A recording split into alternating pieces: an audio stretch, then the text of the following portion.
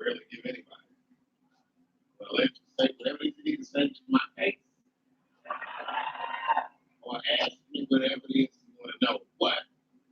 No dumb questions allowed. Ask stupid questions. You ask for leave. Mhm. Everyone relax. Oh, yes, sir. Right. All right. First, you may have to say, right? But remember, this is not jail, motherfucker. This lady right here. Hey, Carl. Oh, I do remember that. Ma'am, From California. I'm fine. How are you? Let me turn my TV down off something.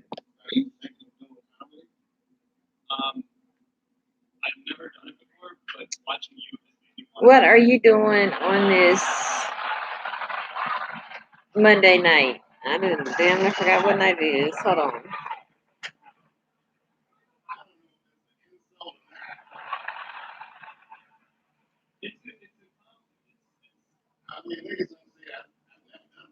Oh, wait. Yeah, look, and they don't want to act right.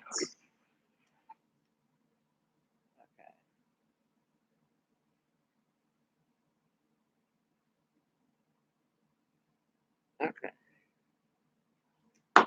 Okay. Hey, Viper. So, okay, Carl, you said I got a question. Maybe you can give me some advice. Go ahead, Carl. I would love to give you some advice. Y'all gonna have to move around with. Well, let me turn some lights on. But I'm gonna move y'all around with me because I'm about to cook something. I'm starving.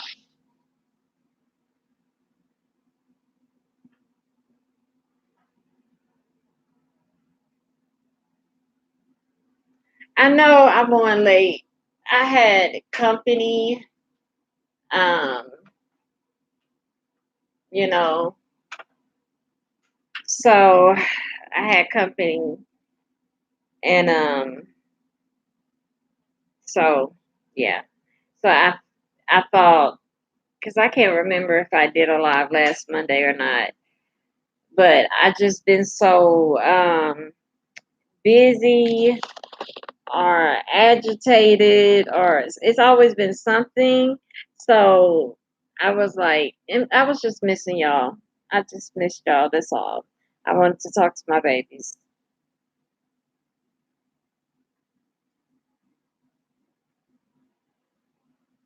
Carl, you still ain't wrote that question yet. But um yeah, I'm just you know, I'm a mixture of um annoyed and just fucking tired. I don't know how else to put that. Like you know how you just pray for your girl. That's just pray for your girl. That's all I can really say. Cause I swear, it's sometimes I wish I could be one of them substance abusers, alcohol, weed, something like. Why can't I be one of them type of people that can intake shit like that? Why I gotta be all weak that I can't even handle it? Like I need something to just loose out my damn mind. But whatever. Hey Tasha,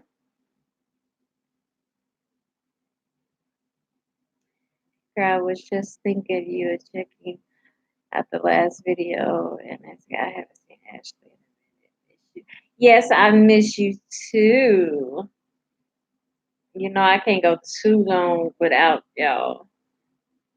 I need to actually, like, I haven't even had. Okay, Carl, I'm about to read I see your thing. I'm about to read it, but I haven't even like been in the like make a video type of mode. Like a commentary video. Like I just I don't know. It just feels. I just need a fucking vacation. I think something. I need something. Okay, Carl says I was 17 years old. Wait, yeah, I was 17. I think years old. Wait, I was 17-year-old son. Okay, I have. I think that's what it meant. 17-year-old son who has autism, and he was fairly misunderstood on local football. Ooh, quit moving now. Mistreated. What am I reading? Misunderstood. And keep moving. Hold on. Let me make it stay still. Okay. He was okay, fairly mistreated on local football team here by not getting a fair amount of time. What? Added accommodations to help to be competitive. Did you talk to the school about that? Because that's not cool. That's not cool at all. Um, and where didn't you say you live in California? Hold up, let me go back up. You said from you call California. Yes. Do y'all have like a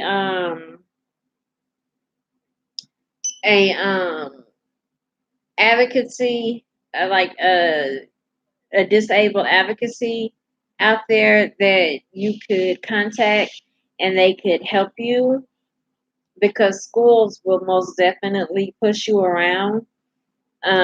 They like to push parents around, especially parents that don't know um, a lot about the rights of disabled children. And not to say like that's a bad thing, because a lot of people don't they purposely try not to teach you, so you can't hit them with the facts and they can always have something over you. But if they're not doing him right and not allowing him to do like at least even the bare minimum of what he's capable of doing for the team to, contribute and do his part, that's not right. And they need to be held accountable for it. And I would find an advocacy company, and they are often free if you don't have, like, if you have insurance, insurance to pay for it. But if you don't have insurance, there's a way that you can go about it and get it, for free. But I would do that because that ain't cool, And that would piss me off, mistreating my baby like that. Because, um, he has the right to play sports as well. So that's what I would do. Because that's what they do. Because that's what I do for a living. So you find an advocacy, and you will have somebody that will represent you, and they'll build like a team around the situation, which is, um, pretty much getting your child to get fair treatment at school and be able to participate in the things that they're not allowing him to participate in. And then they'll pretty much do all the work for you, because the school will try and bury you in paperwork and bullshit. And they really good at that. They try to confuse the parents. So that's what I would do. I would have a nice conversation with them first and be like, say what I need to say. I don't like the way y'all treat my baby. Y'all fix it, do whatever.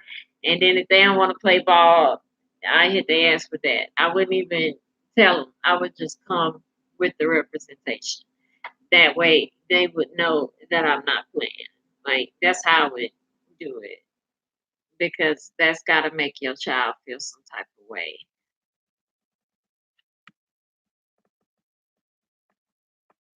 And so it just, I don't like hearing when children are mistreated. Okay, let me go down some.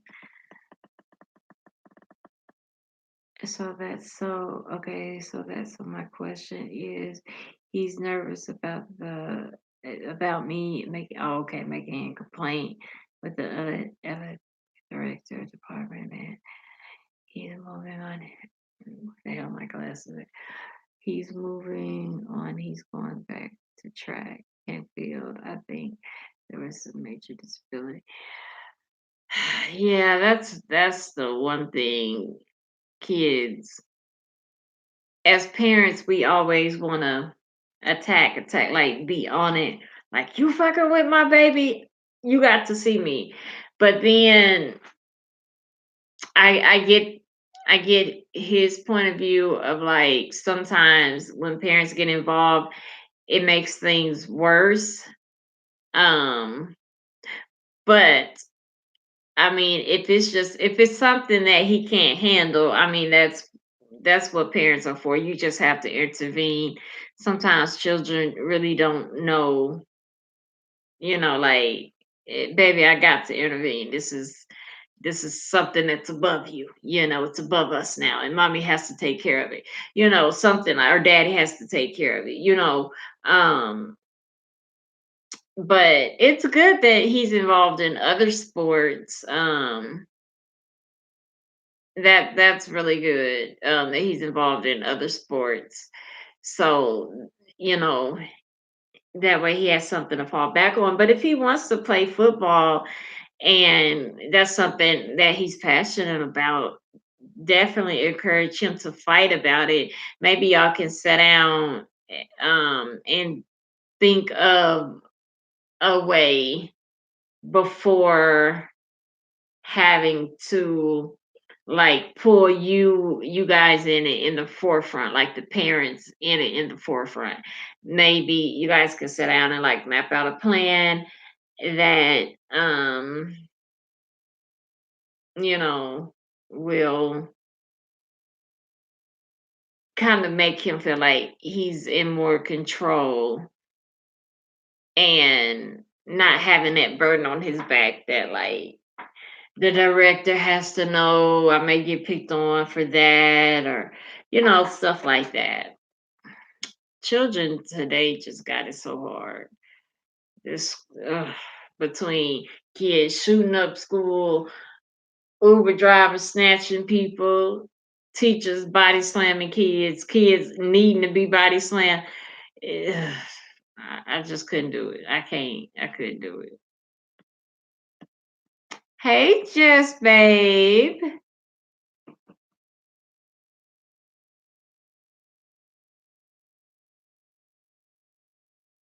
Who is it? Oh, okay. Thought somebody knocked on the door. What time is it? Okay. Um. Okay. Hold on. I lost my place. Okay. Hey, Shorty C. I've been good. Thank you very much. And Tasha, let me see what you wrote. You said Al Green, baby. What did you talk about, Tasha?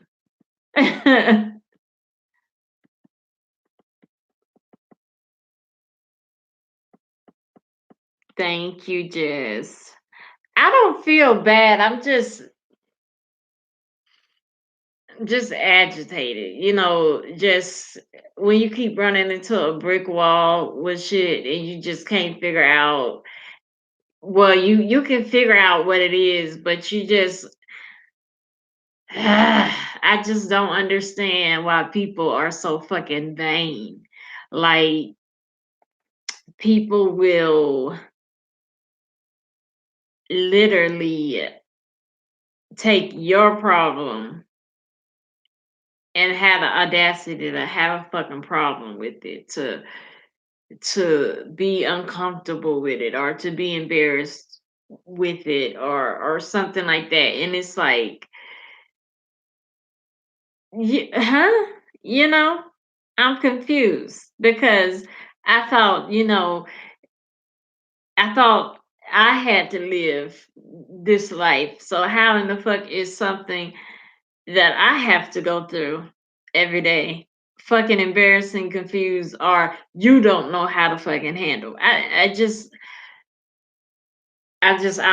don't get it. I just don't get it. And it's just a whole lot of vain fucking people in the world. And you just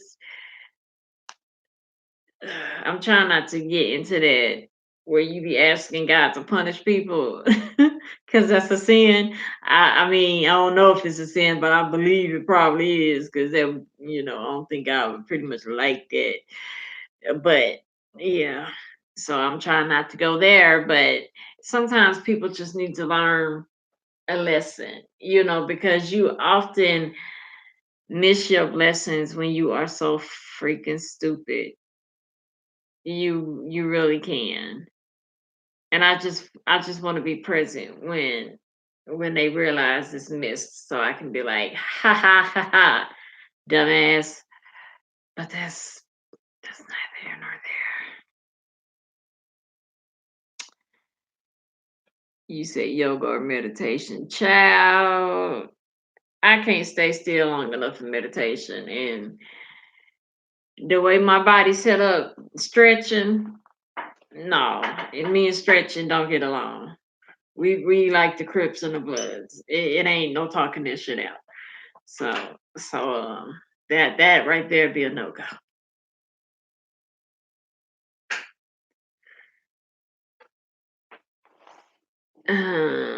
Let me see something. Hey, Claudia.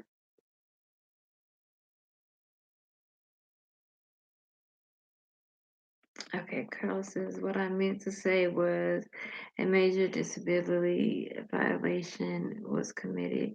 He doesn't want me to walk into the athletic department and file a complaint on the let me find the receipt. What? Okay. On the okay. Okay, well then it just starts.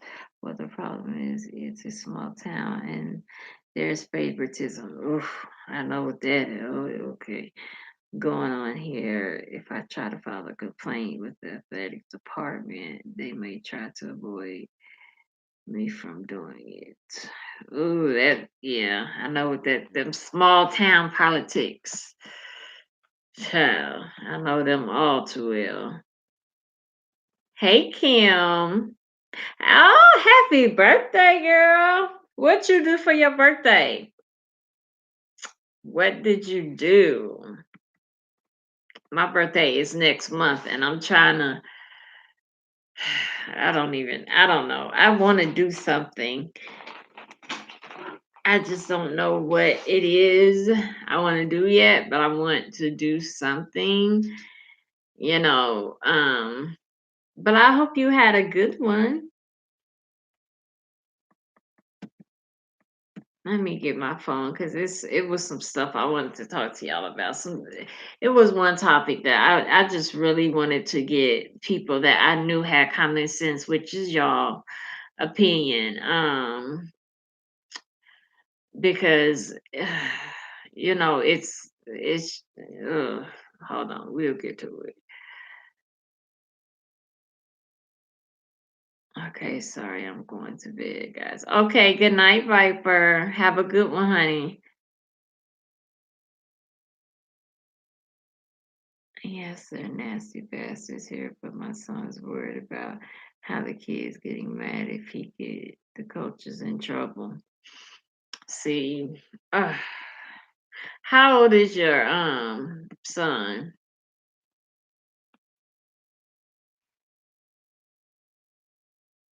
Happy birthday and many more. What would be the best way? Because I know when I go there tomorrow, and if I do it, they're going to try to avoid me filing paperwork because I know it was a violation of a disability act after I looked it up. Just stand firm and don't let them talk you out of filing it because that's what they're gonna try to do. They're gonna try to, oh, it's a misunderstanding. Oh, we can fix that right up. Duh, duh, duh. No, they either gonna try that or they gonna try to be the smart asses like you don't know what you think you know. And just hang right in there with their asses and give them exactly what they give you. That's what you do. Because at the end of the day, a school's priority is to protect the school. In all honesty, they be like, fuck them kids, fuck them teachers. It is protect the school at all costs and the alumni so we can continue to make money and make taxes on the city. That's what school districts are about. Nothing more, nothing less. Like, for real. I mean, you will get good teachers in there and everything like that. But as far as the school as a whole, no, they all about money. They can give two fucks about anybody's child. And that's just that.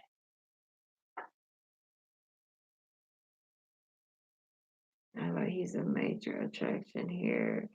In track, he is autistic, but he's gifted. Okay. Okay, got you a little track star. Go ahead then. Track be giving some good scholarships. Yeah, because the principal loves the head coach and the other coach has a lot of money and a lot of favoritism in politics going on. Yeah, you got like an uphill battle, it sounds like. Because they damn sure gonna stick together and try to make it like you're causing trouble. He's a troublemaker, that type of BS.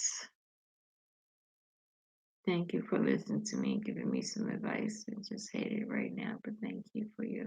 Oh, no problem. Thank you for sharing, um, or thank you for asking and sharing your concerns with us. It was my pleasure. He's 17. He's biracial, and oh yeah. See, I just don't get. So, okay, is when you say he biracial, is he more like does he look more white or black? Because there's a difference in the way they're treated. Biracial children, it's just like everything else. If they have the textured hair, they're considered more of black. People just it's always got to be something. Smoking to calm your child, I wish I could let me grab my phone. I wish I could smoke, but y'all I've been had an asthma attack. I ain't even got asthma. Um okay. Um yeah. I'm just not I'm not good at anything going down my throat that burns. Like we don't work out. We don't work out real well. That's like oil and water. It's like nah, cause I don't like I don't even like Pepsi because it burned going down my damn throat. You can have a Pepsi in the freezer for 4 to 5 hours, and that bitch still be hot. Like I cannot. It still burn going down your throat. Like really. I can't play. I can't play with stuff like that. Let me see. Um, okay. He looks more black. Okay, yeah. Yeah, then is he that one token black kid at school? Because that was well, I would it was five of us, but still the theory is the one token black kid when I with my high school. But you know, I mean, I had good high school experience, but it just wasn't a lot of black kids at the school I went to because my parents took me out of the predominantly black school and put me in the predominantly white school. And it was about five of us from K through 12. Let me quit playing because it was Coco Tolera, damn, Jerome. Wait, Coco Tolera, Jerome, me, Marcus, Nevia. So that's six. And then or Alex. And then the rest of the other like three was mixed, but they thought they was white. I mean, they looked black, but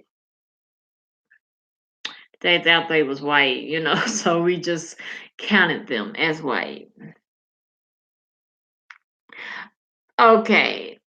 It's probably only about maybe six in the school. God dang. 6 out of 1,500? Oh, hell no. That's too much playing right there. Oh my. Oh my. Hell. That. Oh dang. I couldn't do well. I did it, so let me stop. But ooh, that'd be culture shock because white kids, they different. They really different. They do some different stuff. Um, Let me see. Okay, so it was this story I saw that I wanted y'all opinion on because y'all know this is a safe space. Y'all can talk about whatever it is that y'all want to talk about, however you feel, whether we agree or disagree, as long as we all stay respectful towards each other, everything will be fine. But you can say exactly how you feel without anybody having any judgments, you know. Um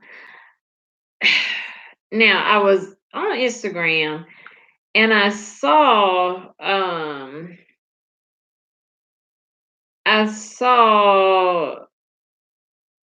pretty much I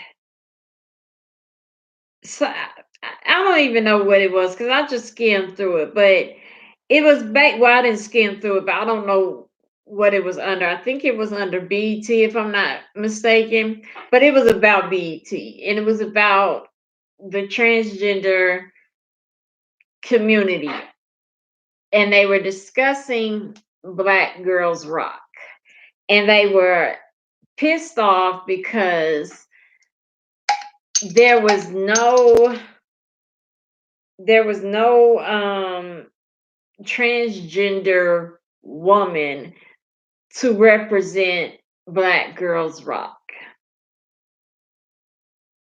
Now, this got under my skin thoroughly because, and I say this, when I say this, I don't I don't mean like no harm against transgenders or anything like that because they was like oh, 17 transgender women being killed and none of them was mentioned in the goodbye, the deaths of the year. So and so did this, accomplished this, and she wasn't mentioned, and da da da da da da da da da da da. And with the most respect that I can give on this subject,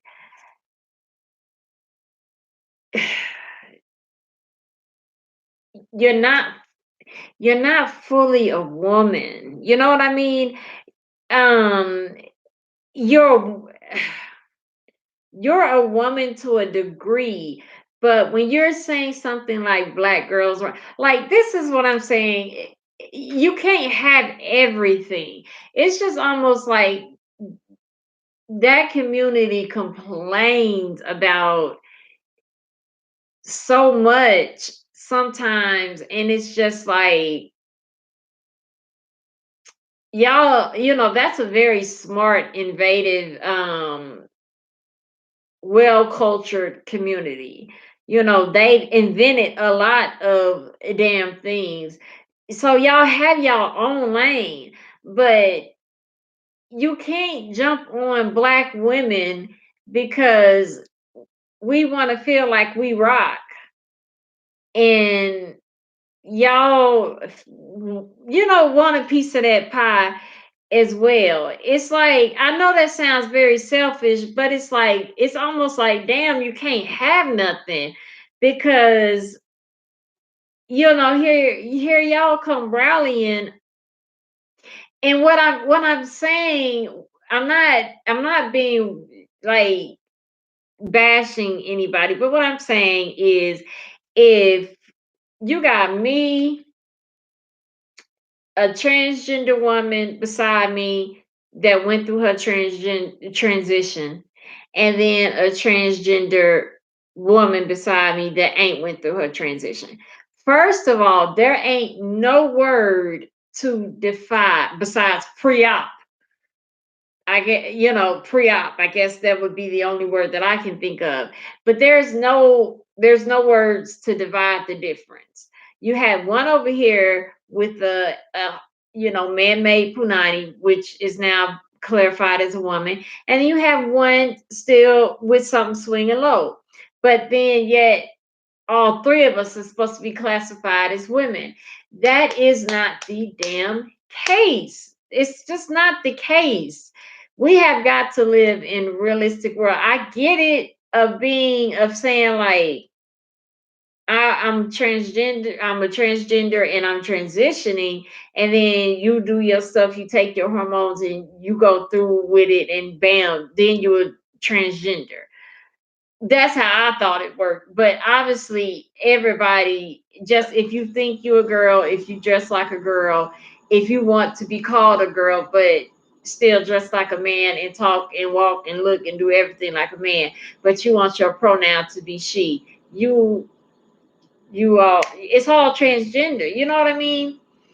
It needs to have different names because you can't have one to the left with a dick talking about some it's a woman, one to the right with a man-made punani talk about it's a woman, and then one in the middle with a God-given punani, it's a woman. All three ain't a woman. I mean, you have the woman in the middle, then you have the man-made woman, but then right over here it's still a man at this point of time because it still has a penis. And what I mean when I say that is you got them same three people lined up, and you talking about you want to be part of the Black Girl Rock process, but if you get locked up, all three of us get locked up, you can look and act all as girly as you want to. This one over here, but you going where things swing low because that's what you had. So it's almost like I cannot, I can't be like black girls rock one day and then the next, be like, you know, I'm a king, I'm a black king. Like, or it's like you I don't know. I feel like I'm fumbling my words because you just can't say nothing sometimes to make some of them happy. You could sneeze and sometimes it's damn near a crime in that community. It's just like don't come after everything. Y'all can't shame black women because we have an avenue called Black Women Rock or Black Girls Rock. And now y'all want to be a part of that because, you know, y'all got coochies or want coochies or working up to get coochies and y'all rock too.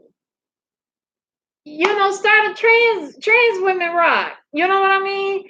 But at the end of the day, a woman and a trans woman is not the same thing. Period. Period. And it's like anytime a woman says anything on that subject, oh, they jealous of it. And it's like it's no, that's not it. It's just not the same thing.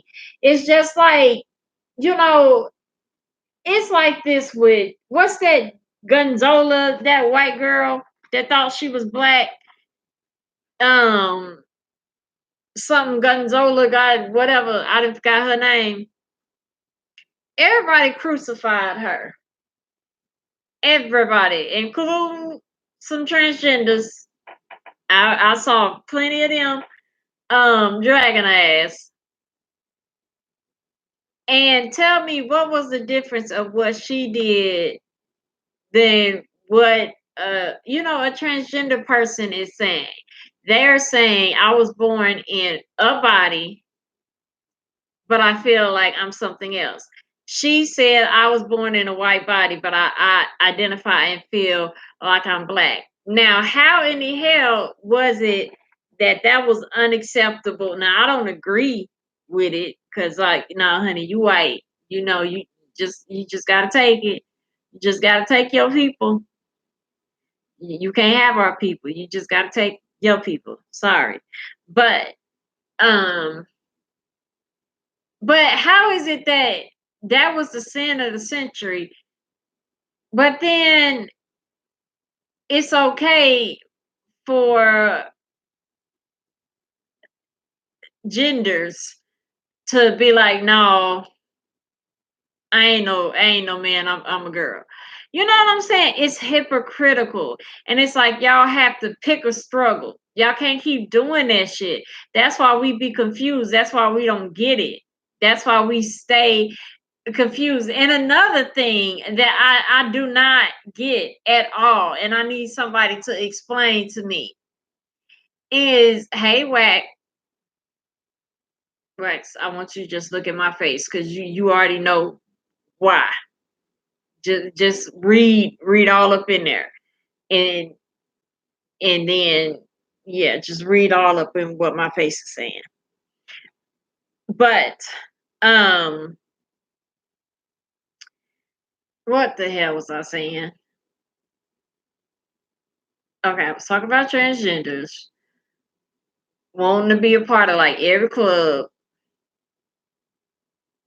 Oh, I was about to make a point of something.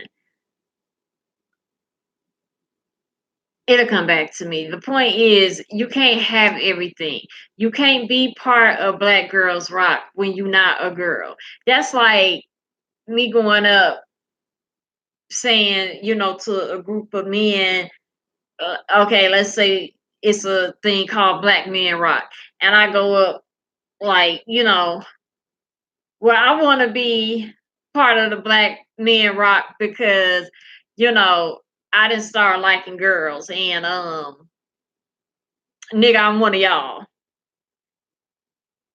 No, just because you like the VJJ don't make you no nigga. No, it doesn't. That just make you like VJJ. That's all it makes you. That's it. But it don't categorize you to now be part of a movement that requires one simple rule, and that is or two simple rules, excuse me. That is to be black and to be born with a vagina. Them the only two rules of Black Girls Rock. Well, three, and be about something. You ain't even gotta be about nothing. They trying to make you feel like you about something. But you got two simple rules: have a pussy and be black. Y'all lacking one big motivation. So even though I'm not advocating for BET because I can give two fucks, don't be dragging them like they done something wrong and oh, I can't believe BET is doing this and doing that and like what are they doing? What like y'all gotta sit down with this shit. is the way that the LGBT community can shake shit up, y'all can really make some shit happen. If y'all get off that petty train and really get behind some movements, some shit could really change, because the way they stick together, whether a person is wrong or right, y'all can really shake some shit up. But y'all would prefer to be, some of them, not all of them, but a lot of them would be preferred to be, we're being done wrong. We're being done wrong. Oh, that's what I was gonna say. That's another thing I do not understand, and I really want somebody to explain it to me. Is this outing shit? Okay. Now we all saw that Malik Yoba. Hi, mindful. We all saw that. I would be careful with your word.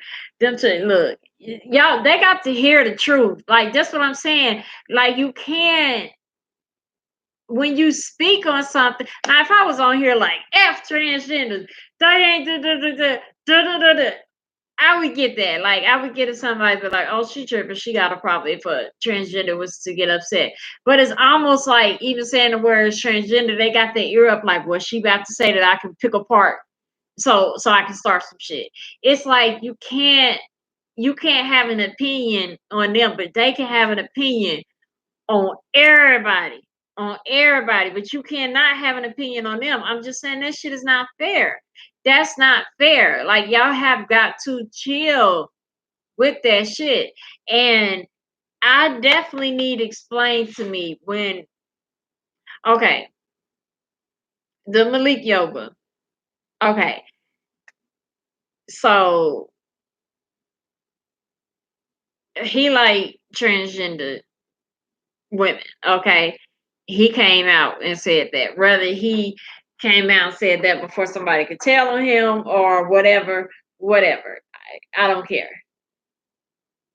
Whatever. I'm not sleeping with him, so I don't care.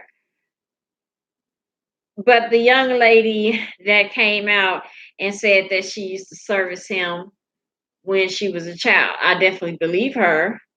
Um, I mean, she did this whole speech about how she ain't a liar, and I don't know that, because everybody lies. So when people say that shit, I kind of cut my eye, like, because we all know we lie. Like, everybody lie. Somebody may be like, "Girl, what you doing? You want to go get girl? I gotta go get my kids, girl." And they with their daddy tonight. Everybody lie. Okay? It's just, it comes natural when you're trying to get out some shit. So when somebody say they don't lie, I'll be like, okay, let me step back, because usually lies about to come out. But I do believe that young lady. I do believe that she serviced him when she was a child, and I do believe that is a crime. And I mean, I'm gonna just say that's above me, right? Well, no, I mean, whatever they want to do with that, whatever.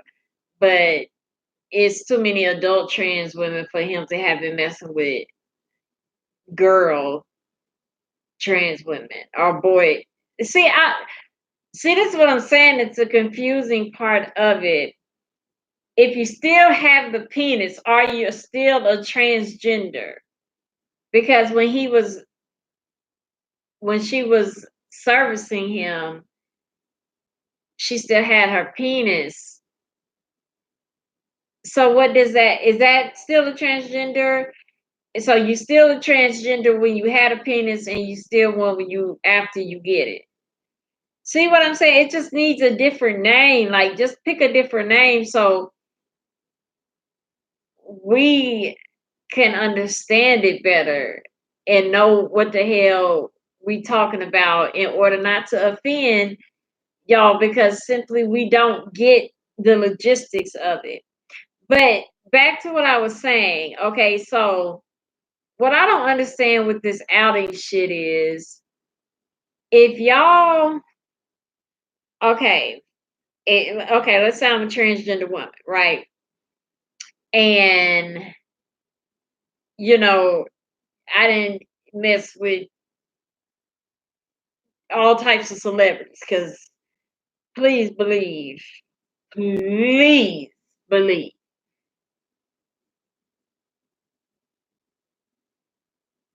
please believe, celebrities, your favorite celebrities to be all up in that. Okay. But let's say that's what I do. Let's say um I guess it would be a hoe prostitute. Well, yeah, yeah. If you're selling punani, that's a prostitute. Yeah. So okay, so I'm transgender, right? And then I'm selling my punani, which to my understanding they call boy pussy, which I've seen somebody get offended. I've seen a transgender get offended when somebody else used that term. So I don't know if that's a term to use or no, it wasn't boy. It was it Badus? Was it Badusi or it might have been Badusi, but whatever. She got offended. No, it was boy pussy. That's what she had said. But whatever. Okay, so and I'm sleeping with these men that are portraying that they are heterosexual. They got some of them got wives, some of them got girlfriends. You know, some of them got huge careers or whatever. You know, sex symbols on the screen, all this good jazz. The whole point is their brand needs to stay as a straight man. I'm a straight, like nothing but punani man. Okay, but then here you have me transgender come along, like um you know, I want all these rights. I want to be called a woman, which I get that. If you want to be called a woman, I ain't saying nothing wrong with that. I'm just talking about that Black Girls Matter thing. But I want to be called a woman. I want equal rights as everybody else. I don't want to be laughed at, or I don't want to be picked on, or I don't want to be bullied. I damn sure don't want to be killed, and then nobody cares because I am transgender, which I definitely do believe. Police officers and detectives and stuff like that be doing shit like that because some of the murders could be solved and they just don't be. And they'd be like, why the fuck not? But if I want all of this, and then the second I get pissed off, I run off and I'll be like, yep, that's why so and so, I've been fucking so and so. When I do that, I'm doing that because I'm outing him. So I want the world to now look at him and be like, nigga, you been fucking a transgender. That's how I want the world to react. That's why I outed him, right? That's why they out people because they want the world to be like, ooh, girl, he fucking transgenders, girl. He gay, he did. So it baffles and confuses me when you can't have both of them. You can't have where you want people to say, to treat you just like a regular woman, and then you want that sting to come out when you out somebody because you only outing them because of that sting that's gonna fuck up their life and their career. So how can you have it both ways? And that's where I have the problem with where I be like, y'all be wanting too much, it's like y'all 1 minute for this and then the next minute y'all will use your own self and situation as a weapon. And as a woman, I can't, let's say I'm a regular woman. I'm out here thotting, hoeing, and throwing my pussy to everybody. Okay, and then next thing you know, I'm like, yep, I've been screwing him, and yep, I've been screwing him, and his wife ain't know it. I'm gonna be a hoe, a thought, a tramp. It's not. It's going to be on me as a woman. It's going to be. Well, why you out here throwing your punani everywhere? Why you knew the nigga was married? Why was you in his face? that's the reaction that a woman is going to get versus a transgender woman is going to get that, oh girl, she gonna get them whispers.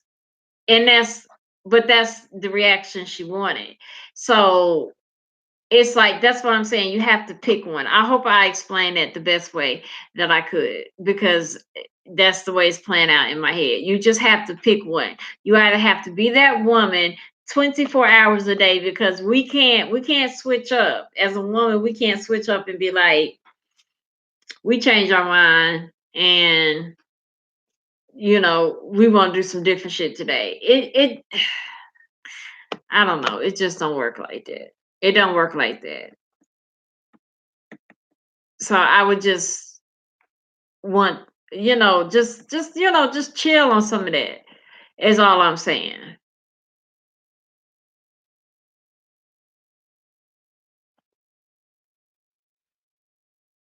Free take K.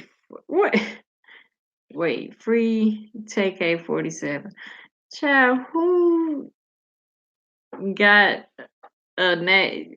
I hope ain't nobody real name take K-47. Not even the hood name. Seems like we get crucified for having an opinion. Yeah, we do. And it's just not fair. I just don't think it's fair. I mean, I'm saying I think transgenders should be able to have their opinion because I'm damn sure gonna have mine. But when y'all can't come at us for not understanding y'all, for not getting it, for y'all just can't attack us for not knowing y'all world like that. Y'all can't attack us because it's not like Black Girls Rock is going around trying to keep transgenders out of it. And I could have sworn I seen what's the one that played on Orange is the New Black. I know she presented something on one of them Black Girls Rock. Um when that was at the height, when that show was at the height of its career. So how quickly do we forget? It just people just need to chill. Oh, see, you must be acting up. You getting timed out. But I just want people to, feel free to be able to talk about it and not feel like they're gonna lose everything because at the end of the day, that's y'all attacking. Like it's like we can take just TK for instance that have said some very fucked up things about transgender people and gay people. Just like just in passing, said they confused, they don't know what the fuck they want, said they nasty, said I mean all types of things. But yet you go all down her comment section and you know, a whole bunch of gay people still support. And I'd be confused because I'd be like, that's the discrimination that y'all be talking about, y'all be facing of somebody saying that y'all confused or y'all nasty, but then you still support that type of foolishness. But yet somebody having an intelligent conversation and got some questions that y'all didn't like the way it was answered get crucified. It just is not. It ain't cool. It ain't cool, and we just wanted to stop. Is basically um the point of what we're saying, or at least what I'm saying. So yeah, and so, but what else? What else is going on? Oh Lord, is he choking the baby? I mean, the cat? I don't know. Away from him. Mm-mm. This little child. You see how this child got that cat hemmed up? Ass whoopings on deck. Let me see.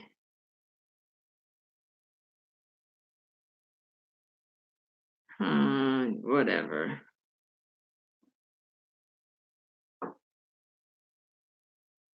Anyway, um, did y'all see that video with Megan or Meg the Stallion, and she was twerking and something was dangling? And now, of course, there was a debate beyond debates. Let me see if I can find that video. People was trying to say it was booty meat from the front. No, it wasn't. I don't know what it was, but I know it wasn't booty meat. I do know that. I know that because booty meat don't dangle like that, and it sure don't. It don't thin turn into a thin. A butt is a whole plump thing that is shaped like that, like two lumps. Okay, so if you got something dangling, that's not how a butt can't do that. It can't flip inside out and dangle. So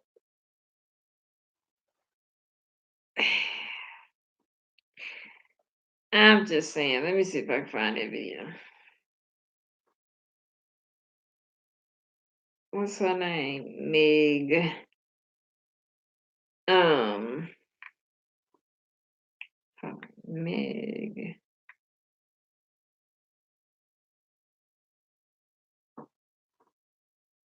I know she ain't got it on her damn page because that don't flatter her.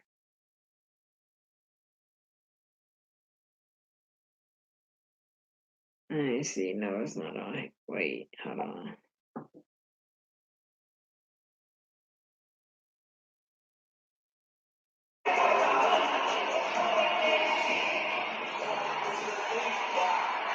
No.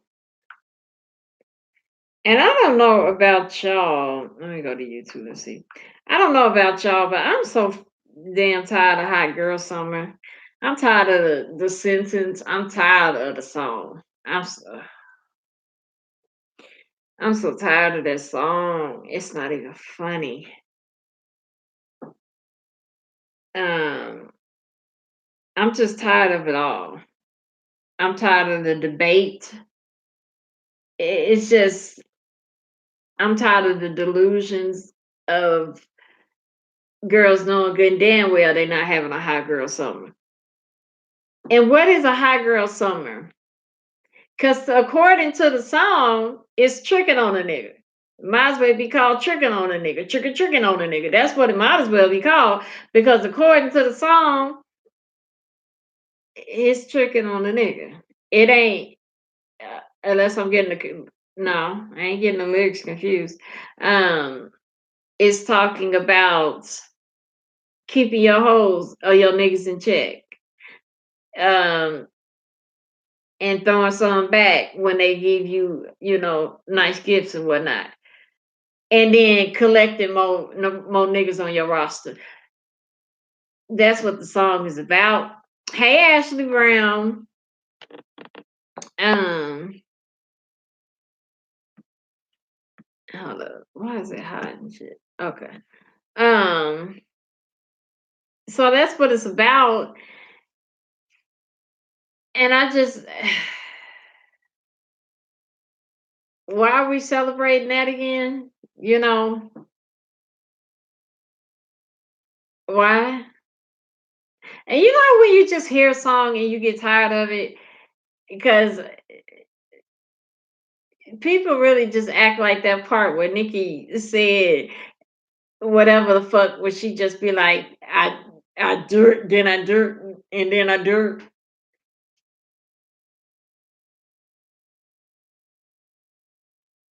like people act like Jesus wrote them lyrics. The bitch didn't probably couldn't figure out nothing else to say, so she probably went blank and just like I'm gonna just dirt this part and gonna finish up the song because that's what the shit sound like. It's just I'm tired of hearing it. I'm tired of the beat. I'm just Jesus. I don't want to hear that song no more. Okay, what else I was looking for? Okay, Meg the Stallion. I don't know what I would title it. Meg the Stallion. Um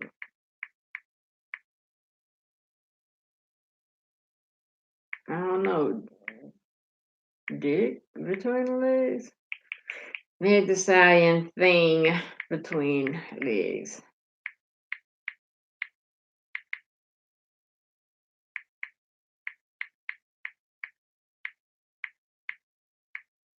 Maybe I should just say it's Meg the Stallion. Okay, there, nope, took me right to it. I say, damn, maybe I should have said is Meg the Stallion a man, but no, okay. I don't know if it's got the lyrics to it. Hold up, let me see real quick.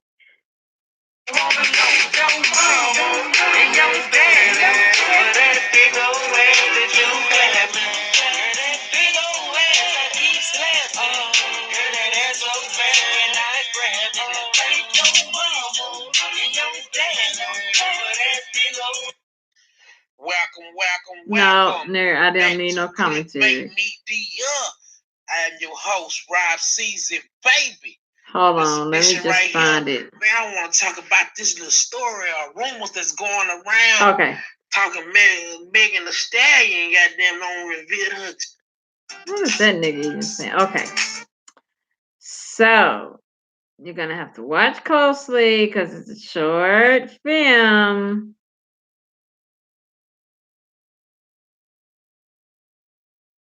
And come on now.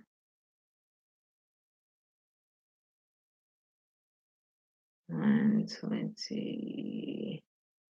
Okay, so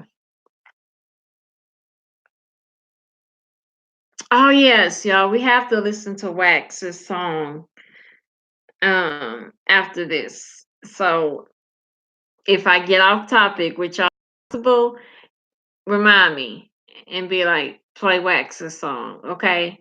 Somebody do that for me if I get off topic when we get through with this video. Who needs some milk? You said Megan Ball is the title. Child. Because them look like some balls, I tell you.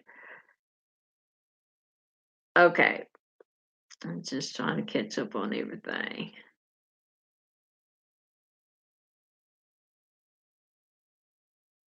Okay. Okay, so y'all ready? Now look closely, because and look directly between her legs. That's where you're gonna need to look. Okay? Like get up on the screen. I was like, make sure I'm not wrong.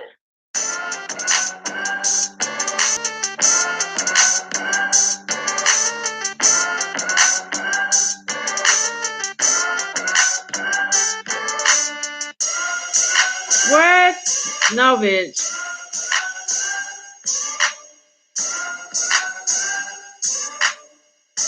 Now see, look. It's not her hair. You can see her hair on the other side. Yeah, so I'm just what is that? What is that? Because you can see her hair. Like, okay, this is her legs, and of course, this would be her butt right here. Like this right here would be her butt. Okay, so you see her hair like over here. So that ain't got nothing to do with like what is that? We can look again, but I just want y'all to be honest with y'all self because I mean, you know, she's a pretty girl, but When I squat down, don't none be hanging low. And I'm positive when y'all squat down, don't none be hanging low. So what's this hanging low? And it was bouncing. Now come on, y'all. We all seen a fella to, bounce his junk around, okay? We didn't all seen that before. Okay? Now it's had a striking resemblance to that same action. I mean, it bounced just like it wiggled just like it, and it hung low just like it. That's all I'm saying. I mean, just like it. Yeah. That's all I'm saying. But we're gonna look again. You know, maybe some people's eyes was, they blinked. I don't know, because it's there longer. You can blink several times and you still see it. So remember, her hair is like, I think it's blue or something. That's what you'll see, like on her right. Let me hold up. She facing this way. So her right side, you will see it move, and yeah, that thing in the middle.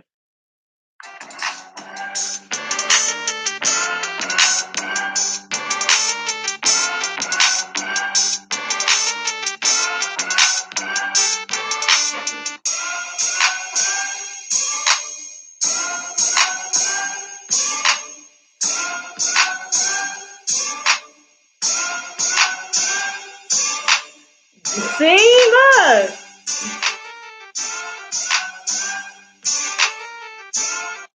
Yeah, so Not her hands, because her hands went. She had her hands behind her at one point, but then she pulled them back up, and that thing was still there. So just a logical guess. What the fuck can hang low like that? And we know shit can be tucked. Okay, we didn't seen people we know have dicks be in two-piece bathing suits looking better than a damn female for fucking real. So what was that? Is all I'm saying. Because if y'all honestly don't think there is a transgender star out there already, y'all sleep. Y'all y'all just got to be sleep. I don't know.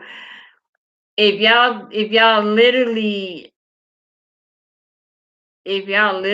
don't think there is already a very popular multi-million pop star that is masquerading as a female and is actually a male,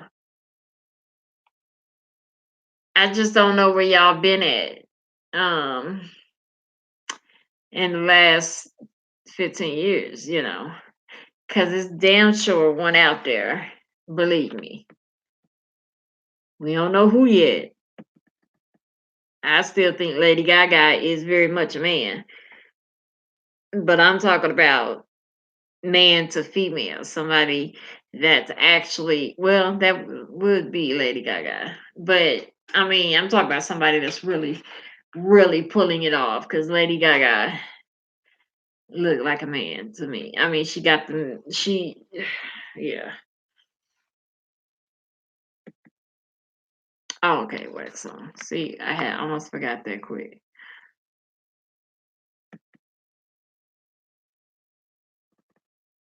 Hey, Marlo.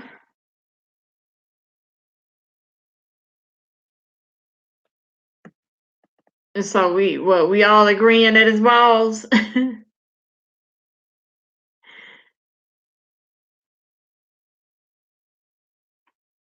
Where did you?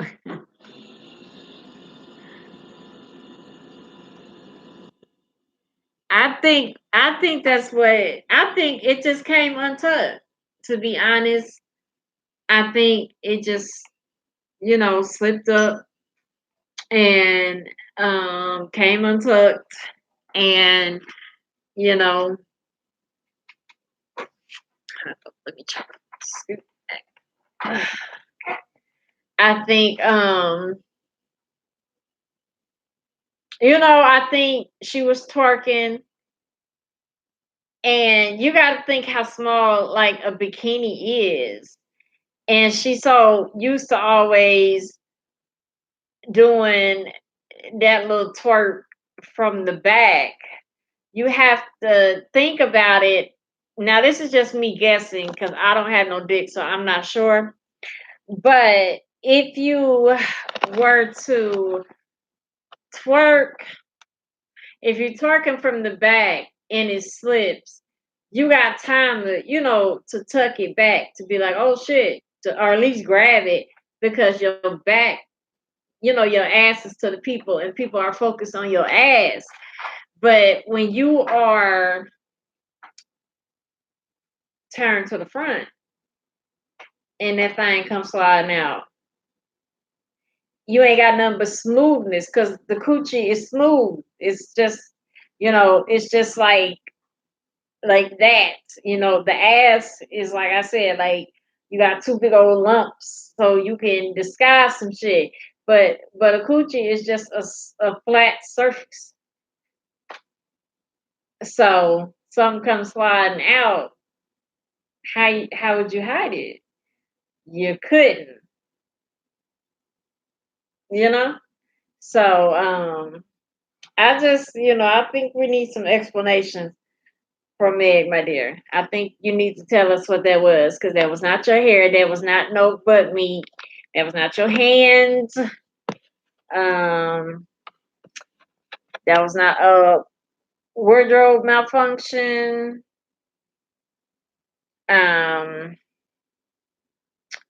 We definitely know when the coochie being revealed. So what was it?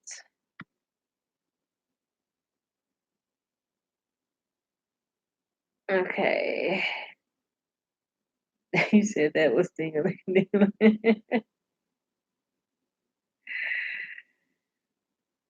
The wax is ill. Wax is always ill. Her balls fell out. That's why she stopped. Right, exactly. And then y'all got to be peeping these names and stuff too, because we all know a stallion is a man horse. They be giving clues, I'm telling you. So when they come out like Clyde Davis, been married 4 times, then you damn near in your 80s and you want to come out as bisexual, like you just discovered that shit yesterday. You've been hitting females and dudes shit since the damn 50s. Cut that shit out.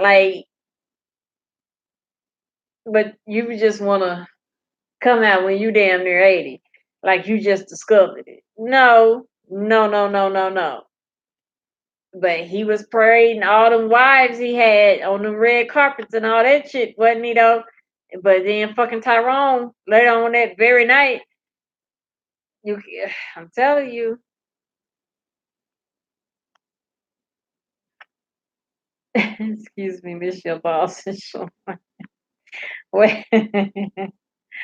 Okay, so now what we're going to do, we're going to listen to a song.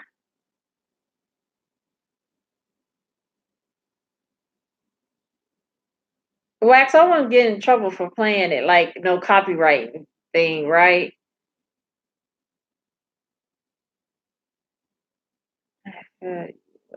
She's trans. Wow. Lil Nas is still okay. Okay. Okay. I tell you what, if she's trans, blah blah not still hot. It should come out. I mean, if that girl said she was trans today, it's very some men in front of their boys. Oh man, I knew it, man. That's why there's that hot girl summer shit. I knew that was a fluke. Da, da, da, da. but let her walk by when ain't nobody with their ass. They gonna be like, hey, what you doing? Where you going? What's up with you? Cause don't be fooled by these Negroes. They be literally batting for both teams.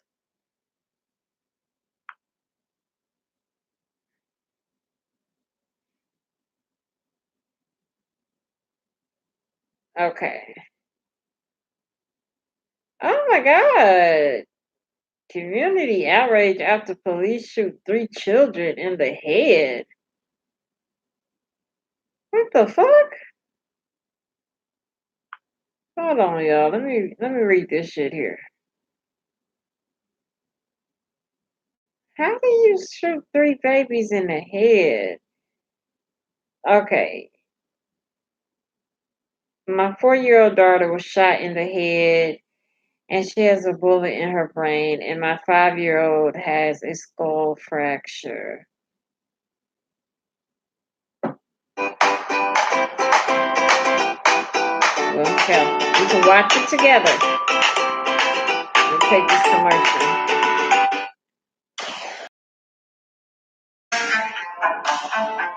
Let me just read it because it's going right. Is involved in the shooting of 3 children in Hobo, Oklahoma, have been released over a week after the tragic incident took place.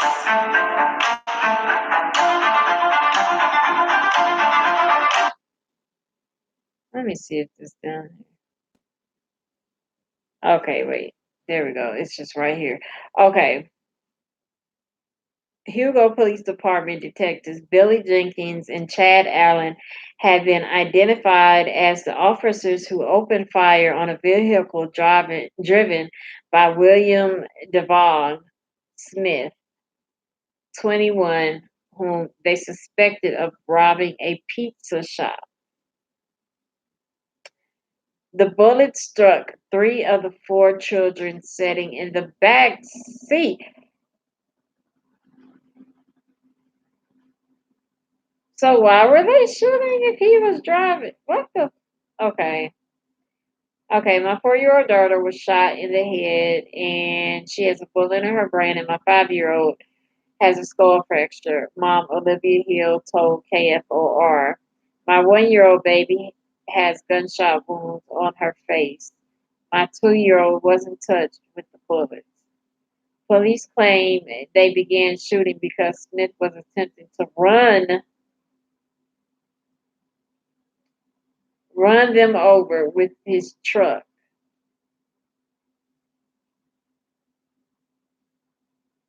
So y'all can get the fuck out the way. This don't sound right. Okay, but many dispute this argument, saying officers simply could have moved out of the way rather than opening fire, especially into a vehicle containing children. It should also be noted that officers were in plain clothes. So why the fuck would he stop if they in plain clothes that day? Oh, see, okay, was in plain clothes that day, meaning Smith very well may not have known the 2 men approaching him with guns were police. Duh. If you don't know if someone is law enforcement or not, it changes things, said family attorney Demario Simmons, according to TFTP. I don't know what happened, but that's concerning to me. The 3 children who were shot have reportedly all been released from the hospital, yet will continue to deal with a lot of physical and emotional pain, Simmons said. Okay, here is the other officer-involved shooting. Yeah, this time 3 children were hit by bullets. 4-year-old daughter was shot in the head and she has a bullet in her brain. And my 2-year-old wasn't touched with any bullet. We told you about this as breaking news Friday at 6, and police say they were after a car there. They believe he'd robbed a pizza shop in Hugo. And that's where News 4's Emily Akins is tonight with the latest on this investigation.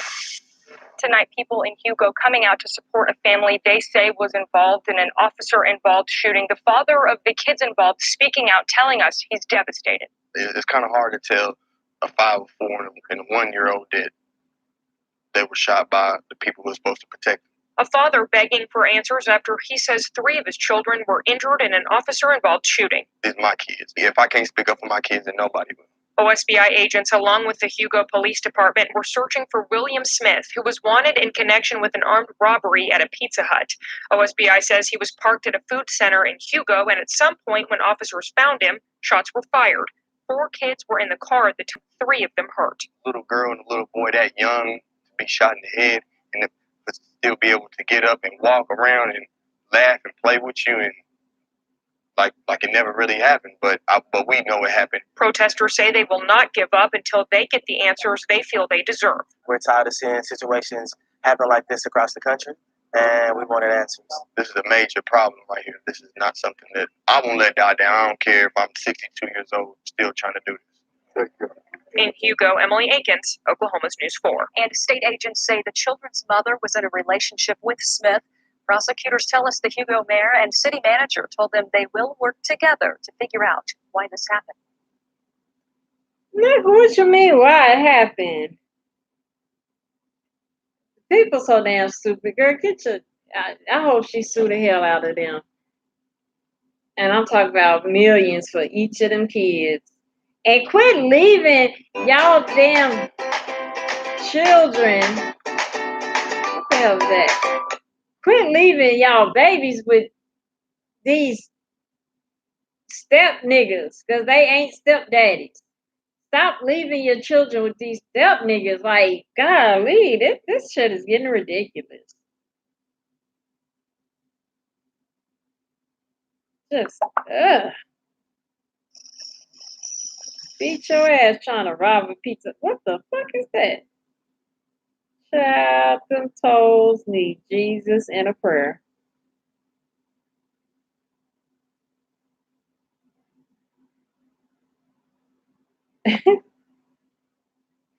Yeah, look at them toes. Jesus, wait a minute. That's scary. She rolled this motherfucker can climb a tree. I told his ass to go home. Because you need to cut them. You need to cut them immediately. Okay. Let me go. Oh, look at my nephew. Little badass.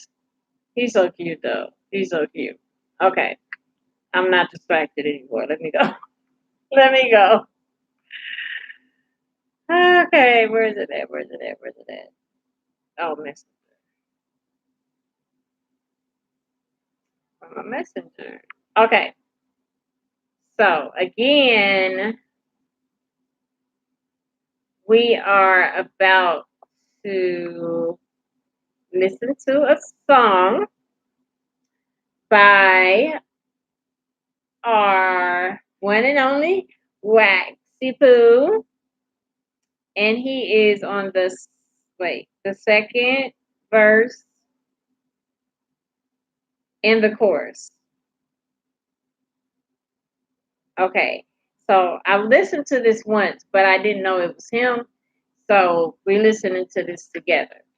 So if I start giggling, when I get nervous, I giggle. So why would I be getting nervous? Because, you know, like when the first time if you hear somebody singing, you be like, you had that moment like, please, Jesus, let them be able to sing. So, yeah. And plus it's on Waxy Poo. Oh, okay. Okay, let me play it.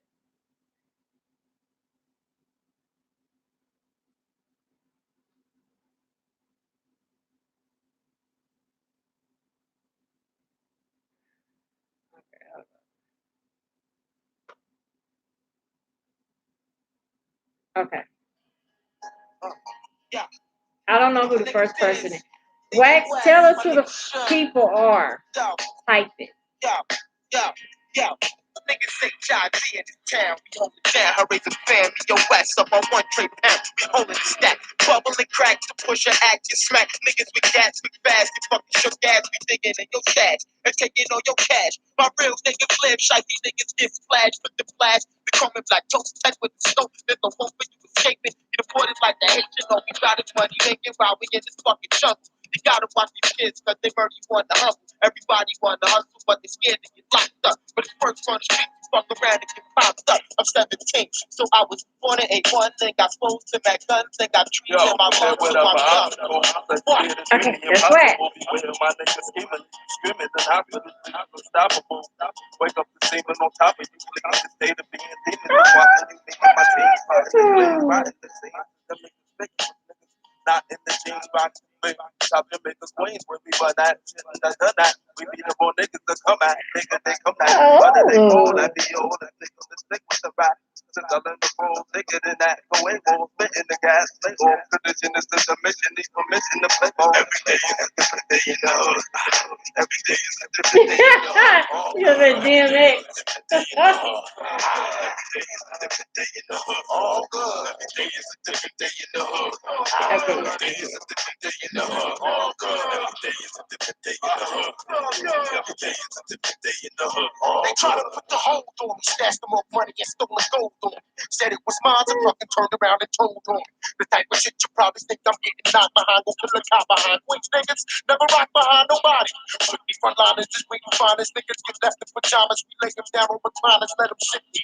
Quick death nigga, never shit where you sleep. Fella never handed you when you get there, that's deep. Think about it, rest in peace.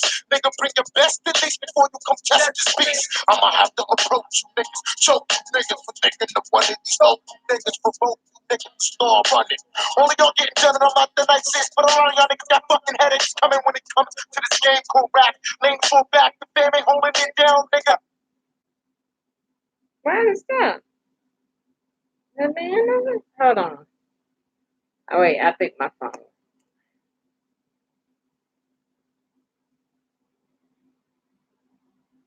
Okay, yeah, my phone, sorry. Change all that out your vocab. Every day is a different day in the hood. All good. How you reason with the voice adapt? The closest thing to a church is a hearse besides my verse.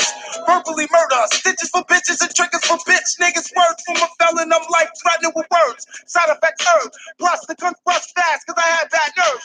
Curse me, cross me. Bodies get lost in rivers like Torch Gunsby. I'm sure if I hurt I'm sure if I hurt in this law of reversing. Solid shot niggas don't speak no evil. Addicted to this drug needle. I track people, so to adults and kids, death, I'm nothing to play with. Well, I'm recorded. I'm so ill, my illness will probably kill me the day I was born in. Resurrected into guns, taking lives with lungs. Possibly slugs instead of love. Rush of kill, I heard. Bullets come out fast like the trigger with part of my nerves. Clip full of words, playing with fire burns. Heartless, right out your target. This shit is black market. What? Hurry the fear! Coming through, coming queen, Southside, shit is classified, top of the line with more shit, the bullshit like Caligula. Homo blood sucking horse sticks, these cats forced it. The rap game, we forced it like the crack game. You get your back bang for trying to sleep on in the fast lane. I got your brain, mommy, yo, that nigga spit. Who say shitting on brother's name? For fame on the bricks, I'm an this in the blood. Pull it quick. Hit it with some shit for clip on how to teach you one and what? You got yourself some real shit, like a real dick in the butt. Niggas is mad for this and your faces is dripping with nub. Who you sucking off? Knew you was pussy, you fucking soft. You trucking off like somebody out there fucking off. Niggas like you don't last too long, cause you too thirsty and your trust ain't worthy. And I ain't that far for 730. What? What? What? Every day is a different day in the hood. Every day is a different day in the hood. All good. Every day is a different day in the hood. Every day is a different day in the hood. All good. Every day is a different day in the hood. Every day is a different day in the hood. All good. Every day is a different day in the hood. Every day is a different day in the hood. All good. Every day is a different day in the hood. Every day is a different day in the hood. All good. Every day is a different day in the hood. No, as you know, I want you to do the DMX challenge, except not the pictures. I just want you to say the names. I just want you to say Sabrina. That's all I know. I can't remember no Sabrina and 3 Kims. That's enough for me. Because I can't remember name other. Wait, no, there was Felicia. Damn it! Oh shit, I can't play it on here anyway. Okay. Oh wow, that song is 20 years old. How did the? Well, first of all, you sounded really good. Like that was really, really, really good. Really, really good. Very proud of you. And for that song to be 20 years old, that's like whoa, because it's still like relevant. So whoa, that's good. But what happened to the first guy? How did he die?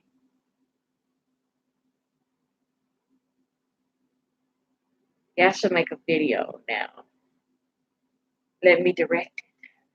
Get in my director's chair. No, no. But yeah, that would be cool to make a video.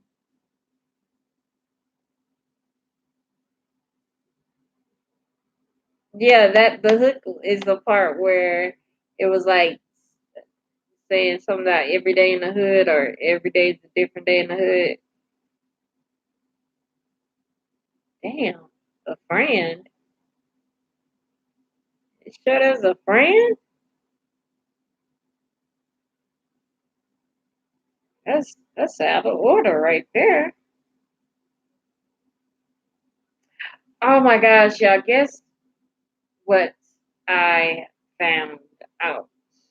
Now I'm gonna have to cut your part and put it on my Instagram just because. And you do need to do the DMX challenge. Just say the names. That shit would be hilarious because you damn near sounded like him um, on the chorus part. So, okay, let me see something. So, y'all know how I love watching documentaries, right? Like, I watch the hell out of a documentary for real. So, it's this guy that I watch. I think the page is called Celebrity Underrated. Oh Lord, I'm gonna have to watch this. Yeah, oh Jesus. See, they got another episode up. I've been watching that 90 Day Fiance, and I know it's a reality show. So like, you gotta what's real, what's not. But that one black dude that's been sending the Russian girl money, I just want to reach through the screen and slap the shit out of him. Like, that girl he didn't send her $3,000. This nigga eating oodles and noodles. Then sent her $3,000 for her to buy on separate occasions. Well, no, he sent her $3,000 of money. Then he sent her on 3 separate occasions money to buy tickets, like plane tickets. She always kept the money but never seemed to make the plane. So this time he paid for it himself, which was like $1,800, I think, because he trying to ball out and put on first class and shit while he eating oodles and noodles and shit like that and ain't paid rent or his cell phone. And they were supposed to meet up in Cancun. This nigga, he left, like, since she from Russia, the time zone different. He left 2 days before she was to arrive. And of course she didn't arrive. And he really devastated. For the last 4 years, she ain't never arrived. And I can't. Between him and that one really desperate white woman that, like, this dude can be like, pass the Cheerios, and she'll be like, Cheerios are round like a ring, ring means wedding. Hopefully, I'll be getting married soon. Like, no nigga want to hear that. Like, stop it. That shit getting on my nerves, and I'm not even the dude. Like, I mean, literally, it could be raining, and she'd be like, rain is like diamonds. They sparkle. Like, just dumb shit. Like, you cannot relate everything to no damn wedding. Don't nobody want your begging ass. Like, don't quit doing that. I can't imagine a man want to hear every 5 minutes something about a wedding and y'all just met each other like a week ago. Ugh.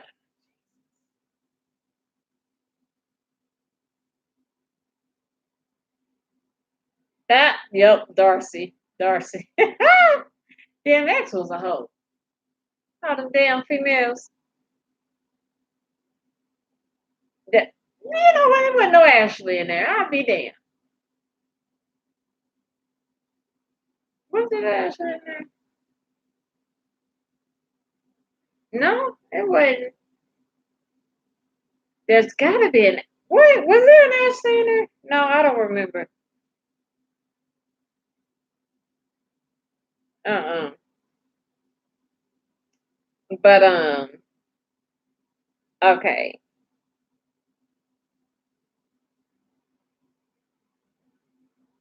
Okay. Let me see. Exclusive. If Rihanna dated married boyfriend and his family is funding. Oh, Tasha trying to get killed. Why would you write? Why would you do that? Why would you? Now that's stupid for real. This girl then wrote an exclusive.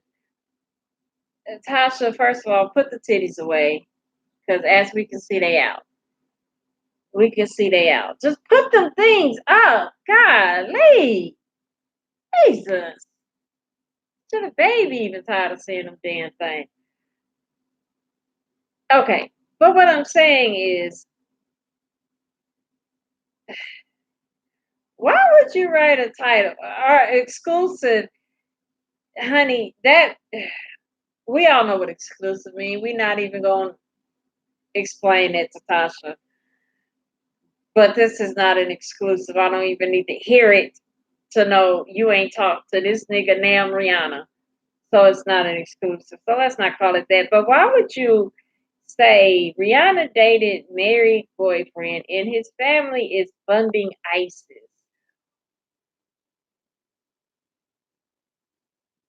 Tasha is dumb. Let me tell you why she dumb. First of all, because you're using the word ISIS on a public platform. So let's just take, the CIA. And let's just say, because I read something the other day where idiotic ass, her lawyers somehow has convinced her that part of the lawsuit with Cardi, she won't Cardi's personal text messages. Girl, you gotta do better. You know good and damn well ain't nobody gonna grant that. Ain't no reason for you to even have it. Like, you are so dumb. But just how stupid that is, you sitting up here talking about something with ISIS and exclusive. Now let's say the CIA see that and think somebody then told you a tip about ISIS, and then you find yourself in one of them camps being interrogated. You stupid. Like, you don't think for real, all for clicks and shit. You could have used, and then that's just one scenario. Cause please believe that word ISIS caught they fucking attention. Okay, anytime you write certain shit, it goes to a certain a database because they want to know why in the fuck would you be talking about ISIS. Now here you are talking about you got an exclusive of somebody's family girl, you be dumb. I just feel sorry for the babies because that you just be putting people in danger for absolutely no reason. That's one scenario, and don't think that shit can't happen because, child, please believe it can. But then, too, you got this $1 billion man and his family over there that got ties to the United States, and you talking about they fucking with ISIS. You don't think that might piss them off just a little bit, whether they fucking with them or not? You think they want you in their business? And somebody that's worth more money than you, me, and the better part of Georgia will ever see. You think they can't make your ass disappear? Like, you gotta think about stuff before you do like shit like that for real. Ask ASAP, the same nigga that said he lived in Beverly Hills. He can give two fucks about what's going on in Ferguson. He ain't an oppressed nigga. Now that's the same nigga that's over in jail with no electricity and won't give him no water to wash his ass. That same nigga come back wanting help because he's oppressed now. But when he was living in Beverly Hills, he wasn't. Like, y'all gotta think, man. Y'all gotta think, or she gotta think, because I'm not talking about y'all. But okay, study why women. Why women is Dwayne Wade bisexual? Why he got this why he got this woman suit on? Yeah, that is a straight up Easter Sunday woman suit. Look at that, y'all. that that ain't nowhere near no man's suit. That is a woman. But I wouldn't put it past them wearing that. Why is you in there, Dwayne? Get out that shit. Anyway, okay. Y'all, I found this shit out. Wait, 101 is Will Smith and Balancing. Okay, watching a documentary. Do any of y'all watch this guy named Celebrity Underrated?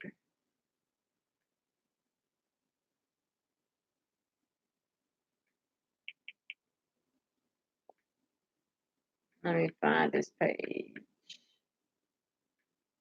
Uh,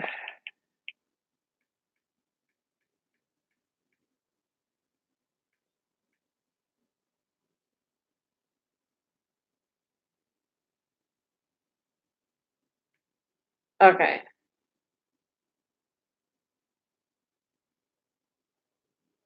Okay, so no. Wax said, is no, or like I don't know what mean. Oh, you said okay, I got what you said now, my bad. Have I been watching Black YouTube? What's Black YouTube, Jessica?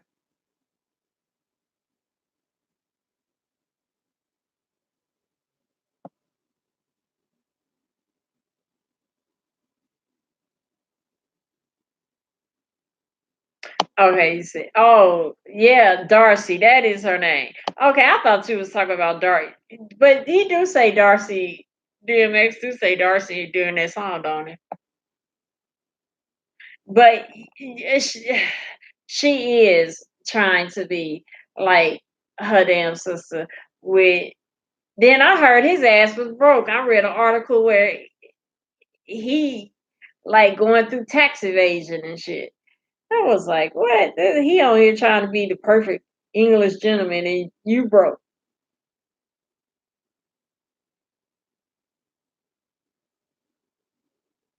But yes, that just it just gets on my nerves. Okay.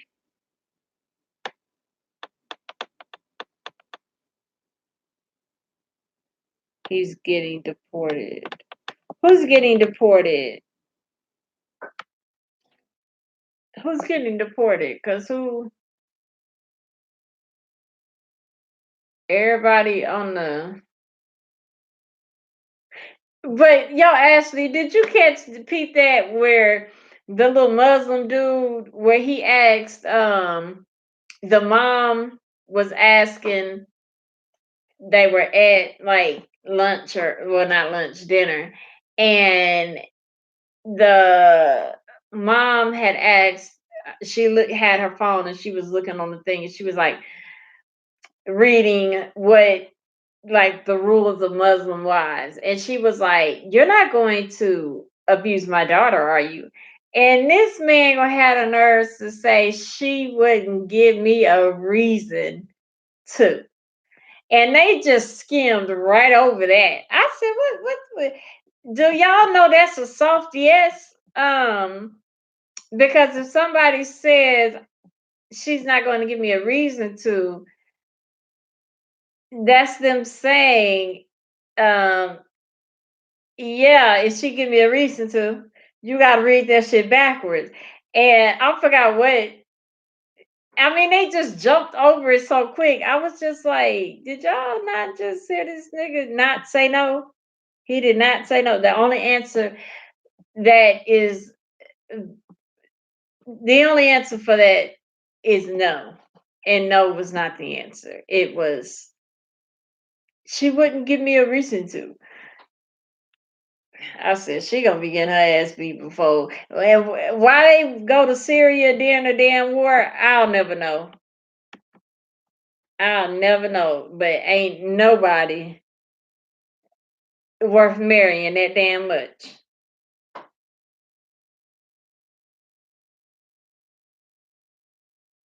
Oh, what? Fat Baby being sued?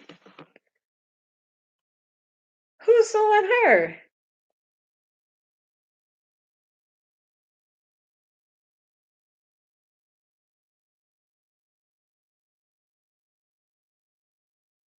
Ah, Fat Baby the one to be drinking that coffee, talk about some girl, right? That's Fat Baby, right?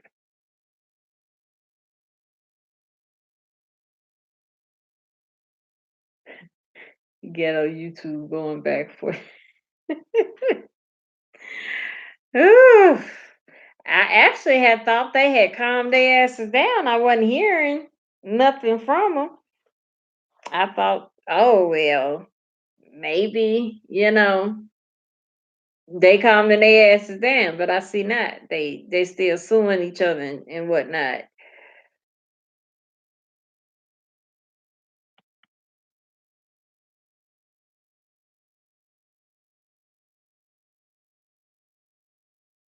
Oh yeah, she tried it, and her daughter, you like, you're not gonna hit me. Yeah, but his ass showed it that you're not gonna give me like, you gotta. She's just too desperate to marry him because all he had was one job, was to get them damn papers, and bruh didn't do that. Like, but they got it done in like 2 days. And that's all you had to do. To me, that's telling me you don't want to marry me. And therefore I gotta be out if which I wouldn't be marrying your ass anyway, but because I can't. I mean, nothing against the Muslim religion. I don't know much about it to be judgeful about it or anything like that. But um, the way that men can just tell you what to do and stuff like that, I'll pass. I'll pass on that. Y'all, I'm hungry, so I got to make me something to eat.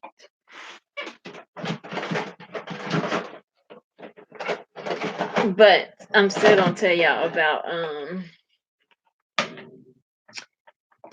that damn documentary that I had watched.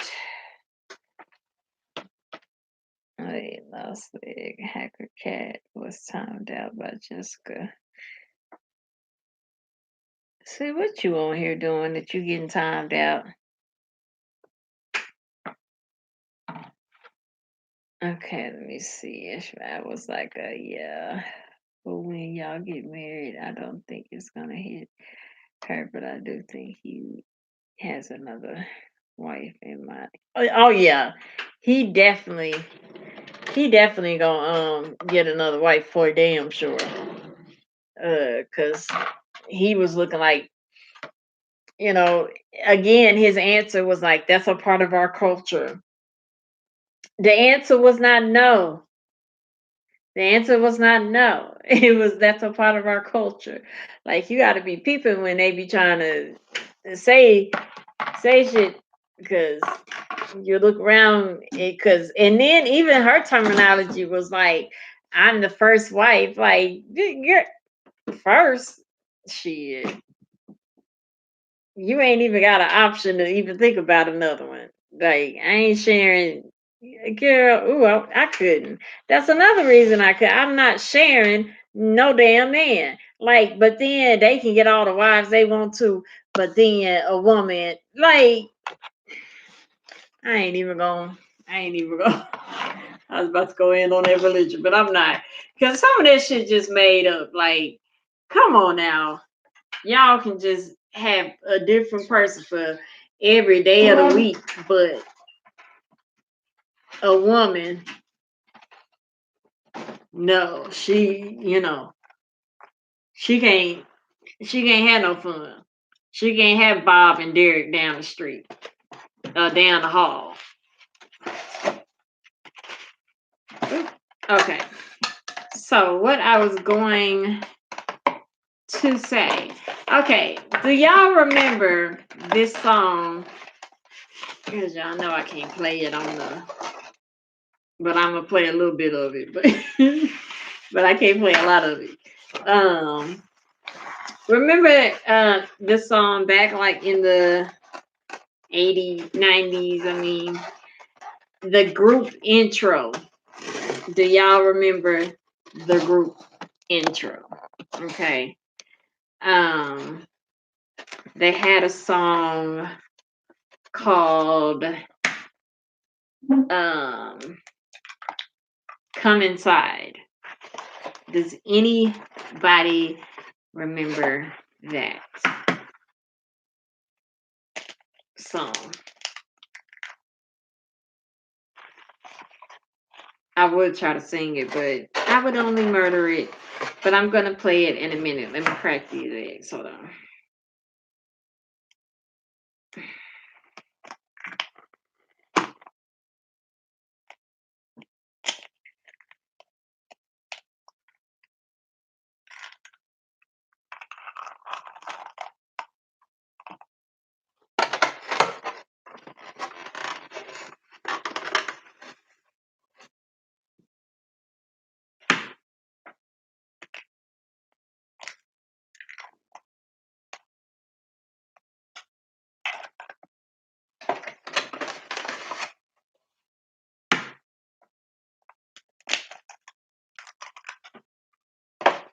Okay.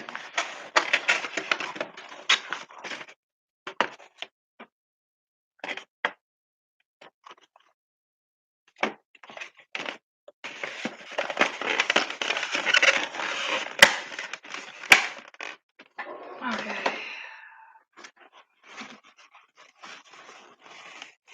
Hold on.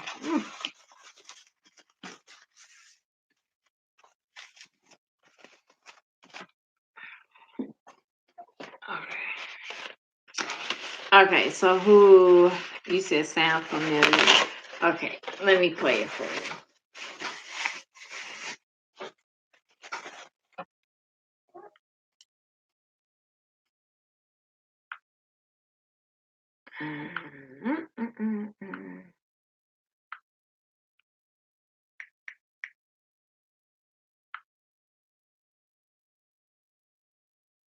Okay.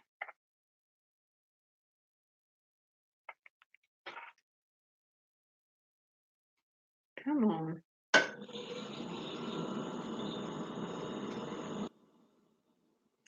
Hold on, it's acting like it don't want to play. Okay.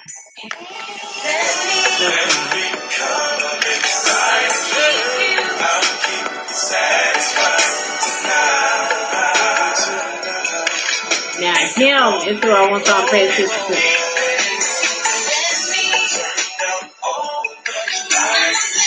Him.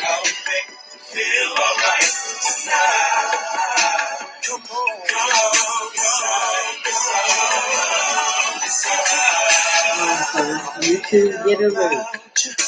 The last time we made love and I fantasized. So many things that I dream of. I want Okay.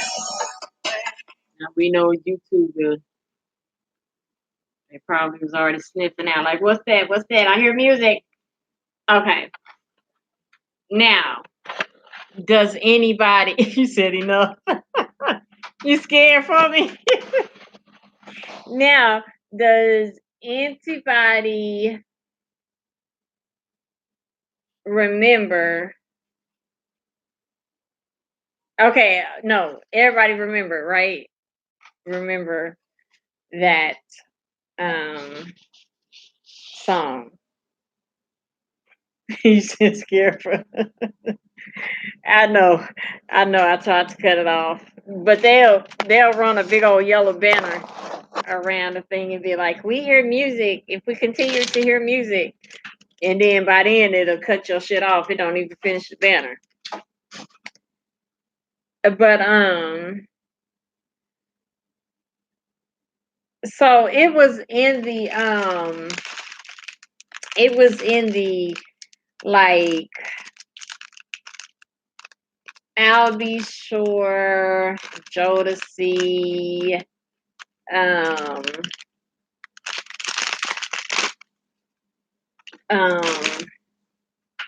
Silk, them era, that era, those days. Hold on. Trying to get stuff out the refrigerator. Anyway, so I watched this channel that I found, which I had found it like a while ago, but I hadn't watched it in a while. So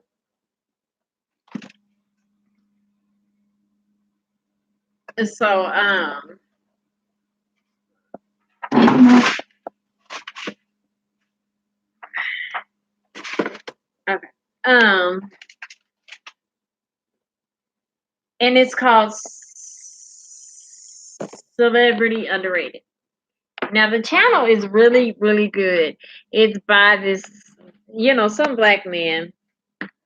And his voice is so damn relaxing, it's ridiculous. But he does like these little documentaries. Let me show you what it looked like.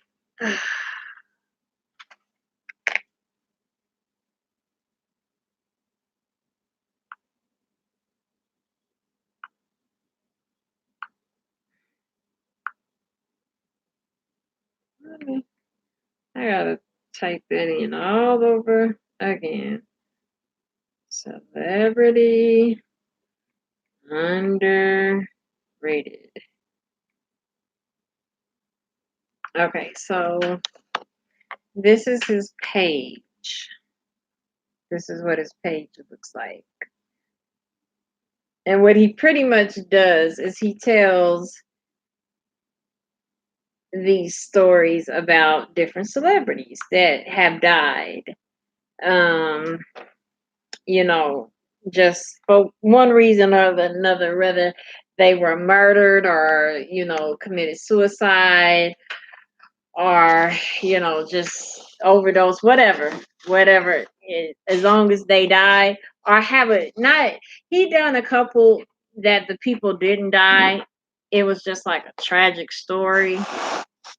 As long as it's a tragic story, everything's good. So, but anyway, so I have older sisters, right? So of course they would always listen to like music like Key Sweat and stuff like that, which I wasn't really permitted to listen to because I was younger than them. And Keith Sweat was always talking about licking, touching, screwing, something to somebody. So I would have to listen to Keith Sweat like on my headphones pretty much. Or when I was with my sisters in their car. And so I'm watching the documentary about his death, right? And is and pretty much I found out that he was bisexual, like bisexual, but more like gay. He like men more than women, but I guess he liked them both or whatever. He could have just been fronting to like women, because that was back in the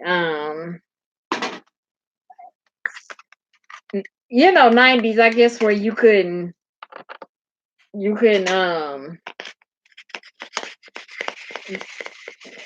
tell your truth or whatever. Be the freak you wanted to be. But anyway, so he was bisexual and he kept it a secret for a very long time.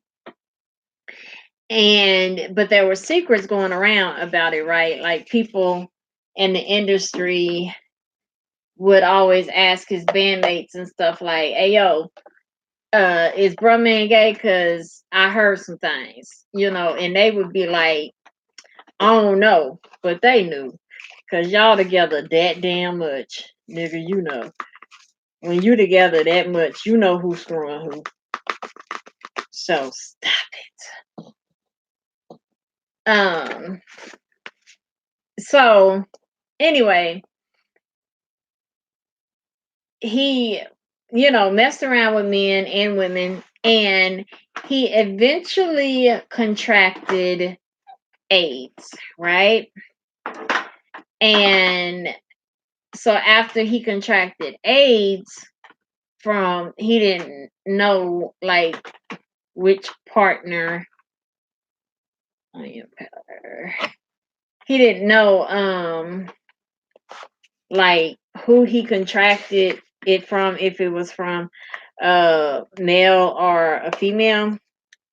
Really, I guess it really didn't matter after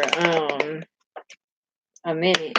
But anyway, so he contracted it, so he was like, fuck it, I'm just come out with it. And well, actually he didn't really come out with it and be like, just fuck it, I'm gonna come out with it. It was just told, and then he was just like, fuck it, I ain't gonna lie about it no more. And so people found out that he had AIDS, and his whole family abandoned his ass. Like this the same family that when he was on top, because they did pretty good, but when he was on top, they was definitely there to spend the money. They didn't have no problem with, going to get new cars and shit like that when it was time to enjoy the fruits of his very beautiful voice. But, and I'm talking about like his mom and dad and brothers and sisters, but they like literally abandoned him, and he got sick. He got pneumonia, and he had got sick from, pretty much complications of AIDS, and he ended up dying. So his family would not even come and get his body. Like his bandmates, like the city couldn't get rid of his body, so the bandmates had to come and get his body and bury him, like by the plot, had a funeral and everything, because his family was like washed their hands with him. And it was like, I thought that was fucked up because,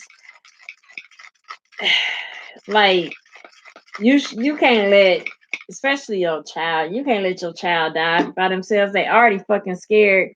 They dying from a damn disease that, you know, take you out like the damn Grim Reaper itself. And then you just, you know, you got to be by yourself. And then even after he's gone, you still won't even like come get your child. Like,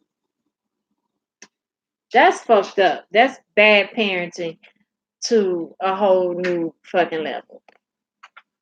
So, but I like that channel. And it's got some more on there too. It's really, really, really good. No disrespect. Sorry to hear that. Sorry, Ashley, my bad. Wait. As wait a minute, hold up. I'm skipping over shit. Okay. King Ohio raised. No homo. Girl talk. Just act like I'm invisible, but not invisible. What? I don't even understand that statement. Yaha. I don't understand exactly what you mean. Cause we just talk about like random shit. Damn.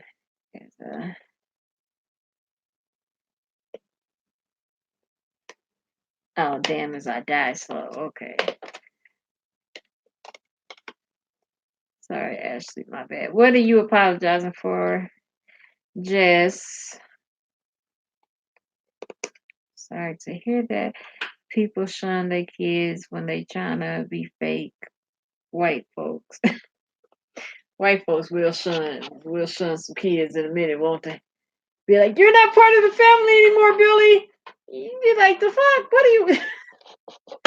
Yeah, they will do that in a damn heartbeat. But you know, that's well, no, I ain't gonna say that. But I was gonna say that's white folks for you. But we're not gonna say that. Oh, you timed out by mistake. Oh, okay. Some niggas they trying to be white approved, whites approved. Wait, what? No, niggas that's trying to be whites. Oh. What else was I was about to, the other thing I had watched. Well, I started that from his page. I didn't watch that from his page because you know how you start watching something and then you get all on a whole nother tangent and be on some other shit. Basically, that was me. But okay, I know y'all know. Remember High Five? There was a song I like. Everybody remember High Five. Like, you don't have to sing a song to remember High Five. Like who was not in love with High Damn Five? Okay, because I know my ass was. Couldn't tell you their names, but I know I was in love with their ass. But okay, so y'all know, like all of them are dead, but one, because y'all know that the lead singer, he died by sniffing some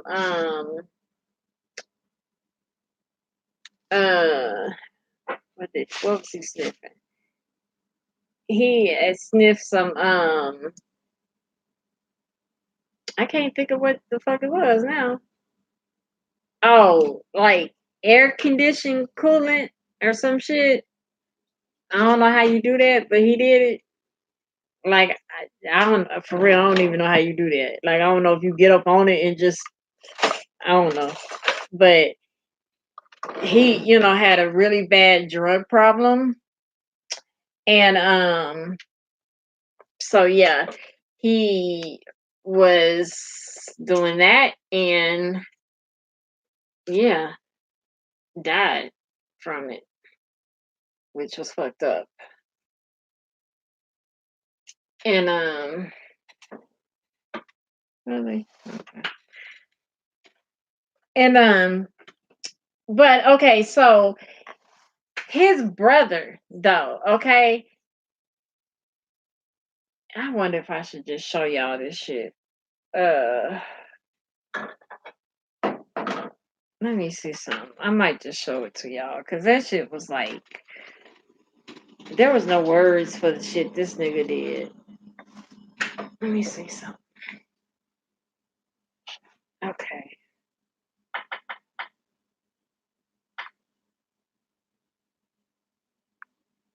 Okay.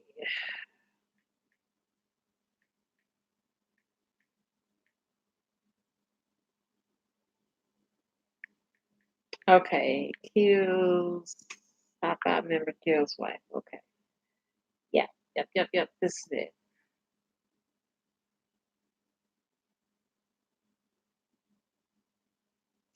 Okay, let me see something real quick. Let me see if I can set this up and do this at the same time.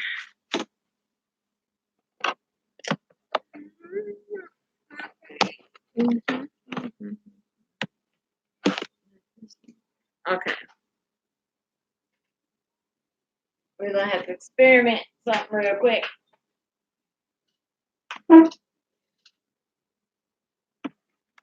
I don't know, because if I set it down there, it's not going to, and then that would be too far away. Let me see. Okay. Tell me if You y'all might know his face. There's an even better chance you know his music. Can y'all see With that? top 10 hits such as I Like the Way, Russell Neal was part of the 90s boy sensation High Five. But then, Russell, Can y'all see a that? reversal of fortune, a supermodel caught in the storm, He just kept saying they got in a fight. and a tragic question, just how far can one I star hope fall? so. True, sweet, Okay. stop. I'm gonna let y'all look at that. Russell's beautiful girlfriend, Catherine Martinez, would stop at nothing to be on top. She was very ambitious. She was very fun, energetic, and honest. It doesn't matter how hard she had to fight to do it, it would get done. And it did. And it did. It did. The stunning 24-year-old Texas girl had the looks, the energy, and infectious drive to be in the public eye. She was actually a fitness trainer. She was modeling, and then she was training to try to become a boxer, a female boxer. In bodybuilding. And bodybuilding. She did win some championships on that. But Catherine built her greatest hopes on her two boys. She was always around them, made sure they okay. She was made sure that I played the food for them. They was never missing. She was a great mom. Yes, very protected. What wasn't working was her relationship with the kid's dad, Russell Neal. But there was a point when Russell Neal was at the top of his game.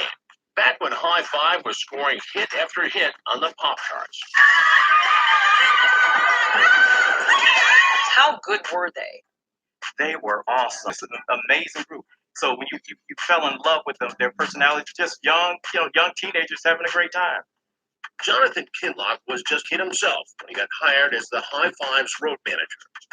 He says Russell was the dreamy one with the smooth moves. Yes, I will. He was cool Russ. He was the one who always was able to control his temper. The ladies loved Russell. And did he love the ladies back? He loved the ladies back.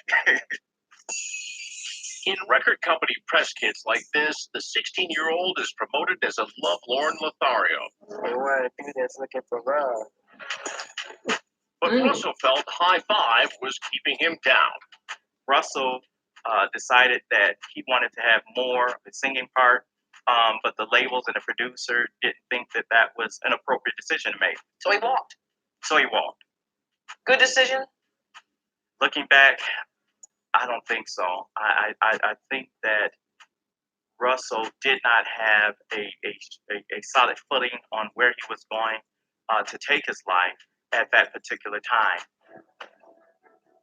Nearly 20 years later, it looks like solid footing might finally come when Russell meets Catherine, the stunning beauty nearly half his age. That's where everything changed. Everything changed in our life. Catherine's mom and sisters weren't too sweet on her new sugar daddy. Something about him, his eyes, it was just something dark.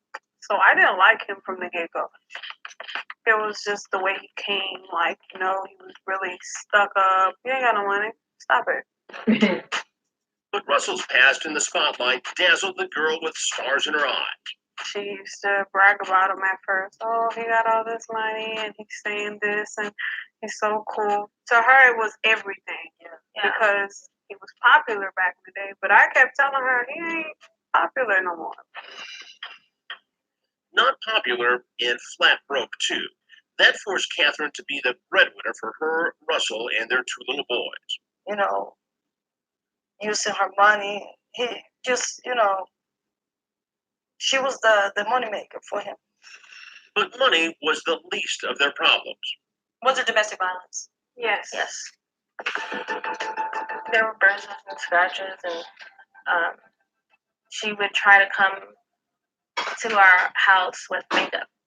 And she would try to cover it up with makeup. You would see the foundation and everything trying to cover up her eyes, but we would tell. Still, the smooth-talking crooner was always able to charm his way back into Catherine's life. And Russell kept telling her, I've changed, won't do it. We have a family, we need to be together. She always defended him. Oh, he's a good dad. He ain't no good dad, girl. But finally, enough is enough. Catherine's relationship with Russell is as washed up as his career. She was ready to, do her own life by herself with her two kids. She put the kids in a new private school, homework in the morning. She had their lunches ready, breakfast ready. You can tell how organized she was. She wanted them to succeed. It was a new beginning for Catherine and the kids. Happy Mother's Day! But call it mother's intuition, Mary saw something different the last time her daughter visited. But when she left, that day she said, bye, Mom. It was kind of like when you turn the light on, like a little sun. It was like she was saying goodbye, but she didn't realize what she was saying.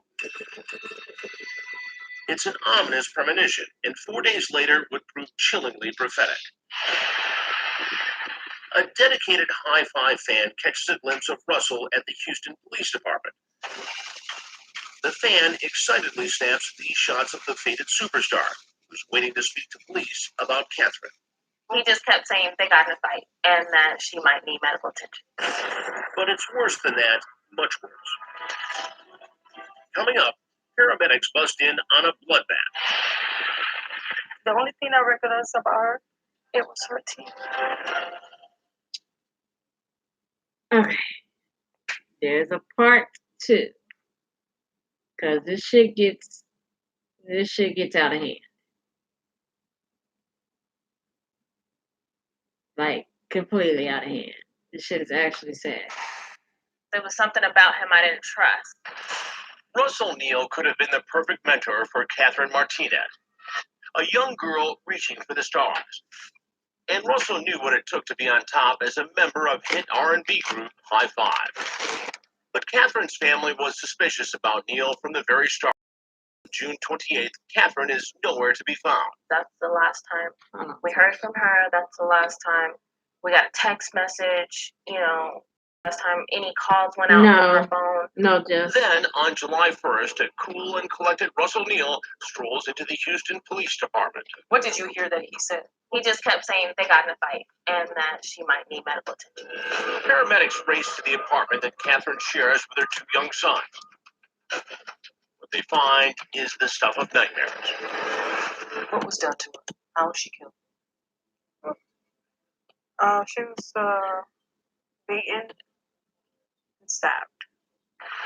Police say they find Catherine dead, bashed with a blunt object. And then there are the stab wounds, multiple strikes with a sharp object.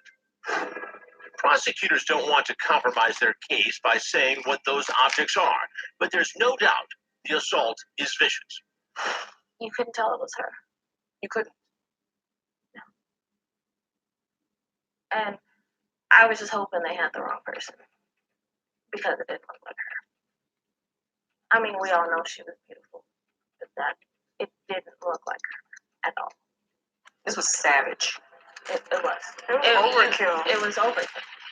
And the ultimate low note to the horror, the sisters say Catherine's little boys are right there, locked in a room just feet from the ferocious attack, and their mother's brutally beaten body. They heard her screaming for her life. Yes. Her little boys. Yes. They were there. They were there whenever. And I believe one of them walked out because he talks about it. He has nightmares. Yes. He said dad had blood on his shoes, and dad told him it was ketchup. At the county morgue, Catherine's mom is faced with something no mother should ever see. What did you see? It was, you could have recognized. The only thing I recognized about her, it was her teeth, her mouth, her, the way she would smile. That's what I recognized of her. Her own daughter dead for days. Her heartache and rage all focused on one person. Did you immediately think of Russell? Without question? I already know it was him. He was arrested. He turned himself in. After Russell's shocking admission to police, he refuses to say any more without a lawyer. He's charged with first-degree murder and released on a $100,000 bond. Then Catherine's family's blood runs cold. Adding insult to their pain, they say Catherine's two little boys are left in the care of Russell's mom. They were with him the entire month. The man, their father, who killed their mother. Yes. His mother was letting him see him. He would hide and come over there and let him take baths. And that's CPS found that out, and that's how they were removed. Yeah, that's how they were removed from her custody. It's because she had them together all the time. Child Protective Services immediately moves the boys into the care of Catherine's mom, Mary. Did they talk about him? No, they don't. I keep them busy. But then, 2 months later, a twist that turns the case on its head. Russell's bond is revoked. The reason? The crooner tells his bail bondsman he no longer answers to Russell Neal. His new name is Jesus Christ. Where is Russell Neal right now? I'm sorry. At Rusk State Hospital. He's trying to play crazy. So why would Russell commit such a despicable crime? Could have been jealousy. If he could have seen that, she's about to, sign this contract and she's leaving him in the dust. I honestly felt if he couldn't have her, nobody could have her. Yet after a year of treatment at Rusk State Hospital, the Harris County Court comes to a different conclusion. Russell Neal is mentally ill and remains incompetent to stand trial. Up next. You weren't incompetent when you were spending her money. Is Russell Neal now off the hook for murder? He's not crazy. He's not. Okay, now that was the one brother, right?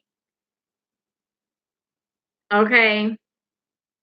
Now this is talk. I'm just let y'all see this. This brother was not in High Five, the one they about to talk about next, but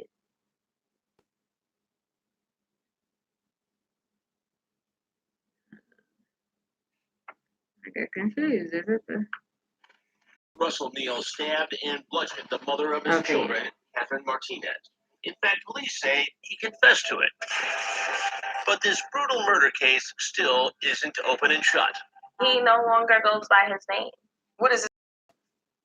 He's trying to say that his name is Jesus.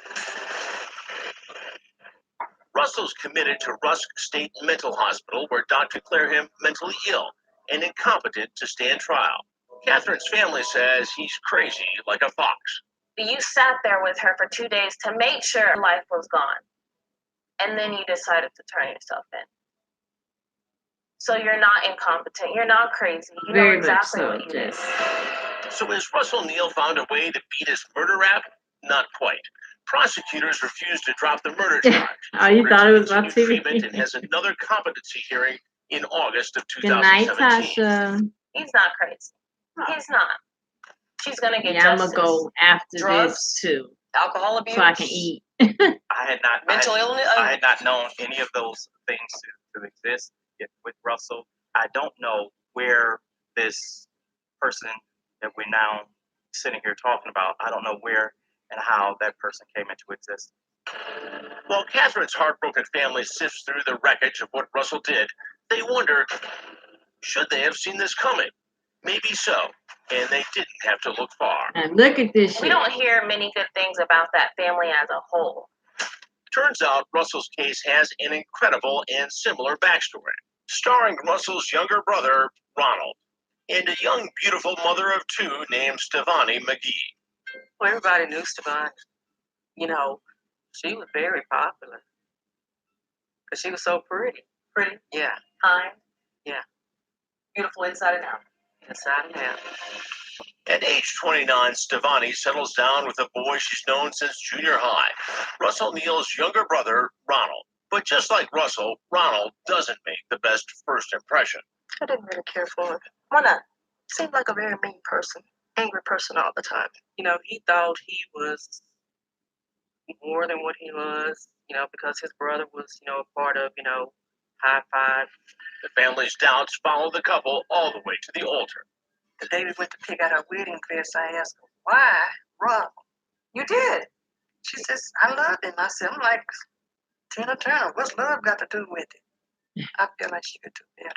Welcome to the family. That was my speech at the reception because I was Stevani's, you know, matron of honor. I told him, if you take care of Stevani, you know, we'll treat you just like family. It's just months into the marriage when the misgivings grow into regret. She just got tired of him because, you know, his mom, you know, was basically paying his way. You know, Stevani's working, but his part, his mom would always help him pay his. Then the family finds out it's even worse than they thought. She started telling me stuff like bits and pieces of things. Like what? Like, you know, how he would jump on her and lock her up in the closet and hook her with a belt one time and with a belt buckle. She wouldn't hardly ever wear makeup, but if she put on makeup, she was hiding something, you know, a bruise or a black eye or something. Then in late 2007, Ronald takes his abuse to a terrifying new level. After a reported wild night of booze and cocaine, this is Ronald his little attacks brother. Stevani. The 200-pound Mhm. brute knocks his wife to the ground, straddling her and spraying her face with disinfectant. Police take a report on Stevani's injuries, and Ronald is charged with assault. She was done. Yeah, she was done at that point. Tragically, Ronald's not finished with her. He found out that she had filed for divorce and he had took some TVs, computers, and stuff like that, and he left. And he called me that same day and he said, yeah, this divorce ain't gonna be easy. And it's not. The divorce turns deadly. Thursday morning when I turned my phone on my way to work, you know, I had this phone call from Ronald. And I like, hello? He said, this is what he told me. Bitch, get your black dress ready because I'm going to kill this bitch. On the very day Stevani's divorce is filed, Ronald makes good on his promise. Archie, I want water. You can tell me so many now. I'm not going to get up. Keep looking to my mom's house. The horror starts with a chilling 911 call from Stevani's 10-year-old son, saying his stepdad has smashed his way into their home, dragging his mom into her bedroom. My mom said, please, Mama, don't hurt me. Please, Lord, she crying. I know, like, they're coming, okay? They're coming. They're going to be there in just a minute. The terrified boy pleads for help over his mother's blood-curdling scream. She's screaming louder. I hear our mama trying to get out the room. She's banging on her door. She's screaming loud. Then the call cuts off on a terrifying note. Hello? He shot her. 5 times. Rescuers might have a small window of time to save Stevani, but first, they've got to get past a madman with a gun. Ronald has barricaded himself inside. That was his whole plan the entire time, was to sit there and let her bleed out. Next, Ronald planned it to the T. an enraged killer tries to run out the clock. Ronald told my husband, "You can't save her now. You're not here to save her." And we go searching for the ties that bind two bloodthirsty brothers now behind bars. Once we arrived at this Texas prison, everything changed. Okay. This the last part right here. Now, this shit is just crazy. For them to be The brothers little boy's desperate call for help. and both did their wives like that. A young mom, Stevani Neal, shot. The assailant, her enraged husband, Ronald Neal. Now, a standoff. Ronald refuses to come out of the house while his wife bleeds to death in the bedroom. Stevani's sister-in-law, Denise, arrives to find the family's once loving marriage turned upside down. When I got there, it was just pure chaos. I'm used to going there and seeing 1 or 2 police everywhere. I had to make that phone call to her brother, to her mother, to her cousin. Stevani's brother, Kevin, calls Ronald. Here's this from a man he once called family. He picked right up on the first ring. And I asked him, "What did you do to my sister?" And he said, "I shot her." Just like that. I shot her 3 times. For more than 2 hours, hostage negotiators try to get Ronald to surrender. But he puts them off, saying, "Give me a few more minutes and let me get dressed." All while Stevani's life slowly slips away. So you just gonna let her sit there? You're not gonna let them come in there and help my sister? No. I'm not. So that was his whole plan the entire time, was to sit there and let her bleed out. The SWAT team can't let that happen. They rush in. Ronald fires 2 rounds at police. He misses and thankfully runs out of bullets. When they did enter through the door, well, he had already used his last bullet. And so I guess they didn't shoot him because they realized that the slide was back on the gun and there was no ammo on the gun. Rescuers move Stevani to the front yard to administer CPR. Tragically, it's too late. We was on the highway and we got the call. Stevani's cousin Nisi is racing to the scene with Stevani's mom. They get the terrible, fatal news. When she got the call, she just like started screaming. I'm so sorry. She started screaming. She said, she didn't make it. I asked, could I see her? And they said no, because it was a crime scene. And I told her I had to see my baby, but I couldn't see him. Ronald Neal is dragged from his hiding place and arrested for murder. The Arlington police have a lot of questions for the crazed killer, but the first thing the heartless gunman wants is to talk to his mom. To his damn mom. Just make sure I'm doing the right thing. And listen to this. Got these detectives right here that want to interview me.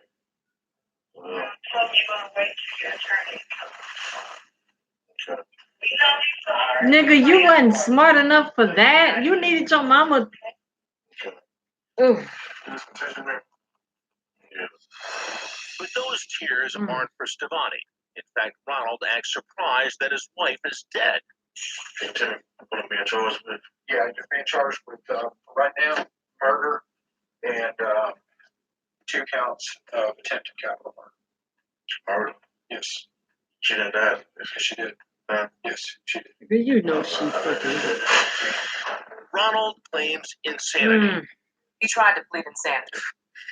He tried to do everything. He tried to plead insanity. He tried to plead crime of passion, but I told the DA, no. I'm not going out like that. But before the mental illness defense can be tested in court, Ronald makes a surprising turnaround. When he pled guilty, what went through you? He punked out because he didn't want to face the truth of what that jury was going to give him. If Ronald Neal thought the judge would be lenient in his sentencing, he was wrong. The judge gave him 80 years. And, you know, in Texas, that's basically equivalent to a life sentence. He'll have to serve 30 before he's eligible for parole. Stevani's cousin Nisi still doesn't think it's enough. Life in prison. His family can still see him. We can't see Stevani. What would you have chosen for him? Give me a gun and let me shoot him. Let his family feel our pain. Just gotta tell you. Now the question, was Ronald's case a blueprint for murder for his brother Russell, who confessed to killing the mother of his 2 kids 6 years later? When you heard about Catherine, I can't believe this has happened again in the same family. I'm like, what is wrong with them? The similarities between the two, eerie, scary, very, very, very. Russell is still holding on to the insanity defense while being evaluated in a mental facility awaiting trial. We scheduled an exclusive sit-down interview with his brother Ronald Neal behind bars. We wanted to know, could the convicted murderer tell us anything to help understand what drove his brother Russell to kill Catherine, much in the same way he murdered his wife. But just minutes before our interview was set to begin, all bets were suddenly off. When Ronald Neal got word that we were on prison property, he refused to come out of his cell, even though he had previously agreed to do an interview with us. And after a lot of talking back and forth between the wardens and other prison personnel, he still did not budge. But Ronald had someone deliver this letter to me, which reads, I, Ronald Neal, do not want to participate with the media interview in any way at this time. With Ronald now tight-lipped, Crime Watch Daily paid a visit to Russell and Ronald's parents in Waco, Texas, to see if they could shed some light on their 2 sons. To date, they have not responded to our request for an interview. His family, have they ever tried to reach out to you to offer condolences, to apologize? Surprise you? Why not? It's just That's just their way. Until the former pop singing sensation Russell Neal goes to trial, any kind of justice in Catherine's case is put on hold, leaving 2 grieving families to pick up the pieces while sharing these words of warning. Just listen and be there for your family. Pay close attention. Don't ignore it. Save them. I don't care what you got to do. If you know it's happening or you have already experienced it with them the first time, get them out of there before you end up like us. Please. Now we want to hear from you. After hearing the evidence, do you think Russell Neal should stand trial for the death of Okay, Jessica. Right now on our Facebook. When he was arrested peacefully after he made sure that his wife was dead by keeping her in there for over 3 hours so she could bleed out. And they arrested his big roly-poly ass and took him to the jailhouse. Before he would talk, he asked, can I call my mama? I want to talk to my mama. So they was like, yeah, you could talk to your mama, if you won't talk to us, tell us what the hell's going on. And when he called her, this Negro gonna say, talk about something, mama, what should I do? Like, legit, that's what the nigga called and asked. What should I do? And she was like, tell them you don't have anything to say, baby. And we gonna get your lawyer up there. Just tell them you ain't got nothing to say. So, for one, that told me she's a fucking enabler. For one, because she was paying both her very grown-ass son bills. One of them used to be a damn pop star. Nigga, why is you broke? Okay? Why? Like, you ain't do no savings or no shit. But then the other one, like, you just been broke for life, just for no reason. The fuck? But you sat up there, killed your wife with your children in the house, calling the police as they hear their mom murdered. Like, them boys heard the gunshots. They heard her screaming. they knew she was in there alive, but he let her bleed out. And then want to act like she's dead. I'd have slapped the shit out of his ass. I said, I can't be a detective because shit like that. When I've been got violent and lost my job because we're not gonna be dumb like that. We're not gonna do stupid shit like that. You know good and damn well she fucking dead. So whoever the fuck his parents are enablers. Need they ass whooped, and whatever the fuck happened in their household when they was children had to be some fucked up shit. His mama probably was getting her ass whooped by their daddy because that's just how the fuck do y'all kill y'all wife 6 years apart, like in the same way as that, and. I just thought that was crazy for only one member of High Five to be alive because everybody else dead, except for the one that's in jail. He alive, but wait, is that the only one alive? No, it's two of them alive because three of them died, and yeah, then the one in jail, then the one that is alive and not in jail. But that's just crazy, like that's sad. I just cannot imagine, like your sister, your brother being in a house and you can get to them, but this motherfucker is potentially, literally, purposely keeping her in there so she can die. Like, I'm sorry, but this is the very time they'll shoot a black man for reaching for his keys, but y'all couldn't shoot him.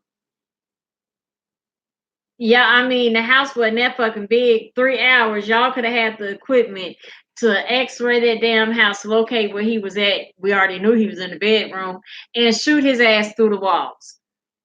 Like, this shit don't be that difficult. At this point in time, where you are like letting somebody's life drain out purposely, nigga, it's time for you to die. At this point in time, we're not negotiating trying to save a life. You still in the process of taking a life. So people are still in danger, meaning your victim. So I don't see why why the fuck am I gonna save you? If I was, the police chief, that's what would have been done. Get that damn machine, scan that damn house, and shoot his ass. And make sure he go down, so shoot him in the head. Then go in there and get her and them kids that he holding hostage. And would have slept like a damn baby that night. Why? Just because you lazy, it ain't about shit. Like, I can't. That shit upset me so much because I knew about the High Five member. I knew that he had did that to his wife. And I ain't know all about the trying to play like he Jesus Christ part. But I knew that he had killed his wife. But I had no idea this nigga brother did the same thing 6 years before the High Five member did it. Like, it's just messed up. It's messed up, it's sad, and it ain't justice in the world that family can get, because all I'm sure, got running through their head is they was outside behind a barricade while she was slowly dying. Terrified, because I'm positive he was just running his fucking mouth. I'm positive he was just running his mouth trying to tell her everything under the sun is her fault. The reason he broke is her fault. The reason the sun came up is her fault. The reason they got 2 children is her fault. The reason he ain't happy is her fault. All types of shit. Like, that's just not cool. But I thought that was crazy. So, I wanted to share that with y'all.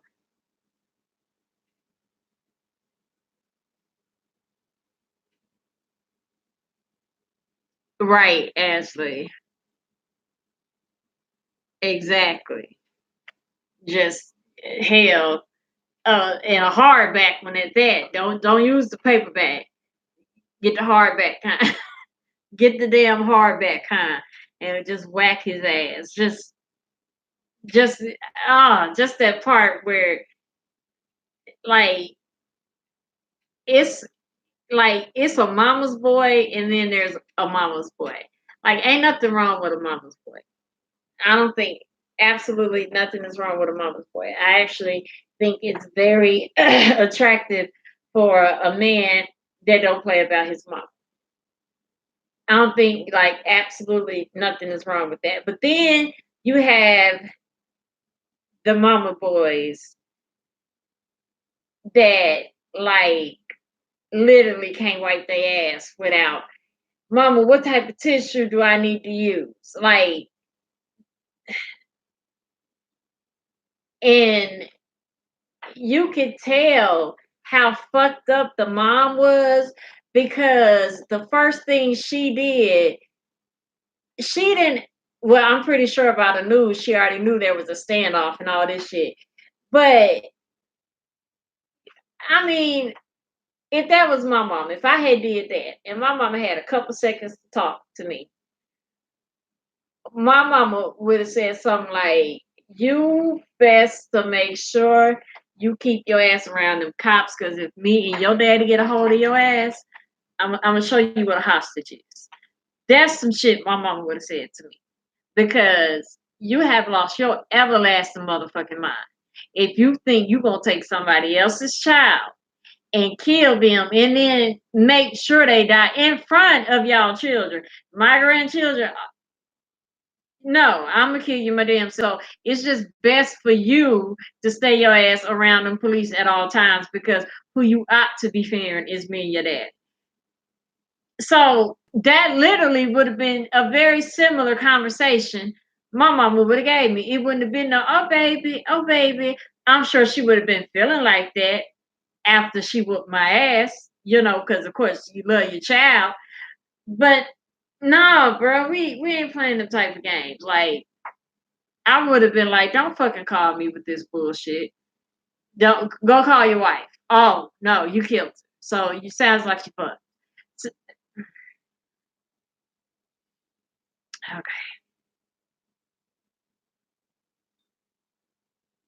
Why do black girls drop their butt to the ground and scream the same reason Spanish girls, white girls, Asian girls, same reason girls do it because it's a popular dance. So they do it because it's a popular dance. So, I mean, that's the answer. That-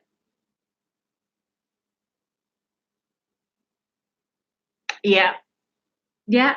All you gotta do is Google it. You'll see all girls of all colors um doing. It's a popular dance. Now, you know, black girls have a special spice to it, because we invented the shit. So we have a special ambiance. We do it a little different, you know.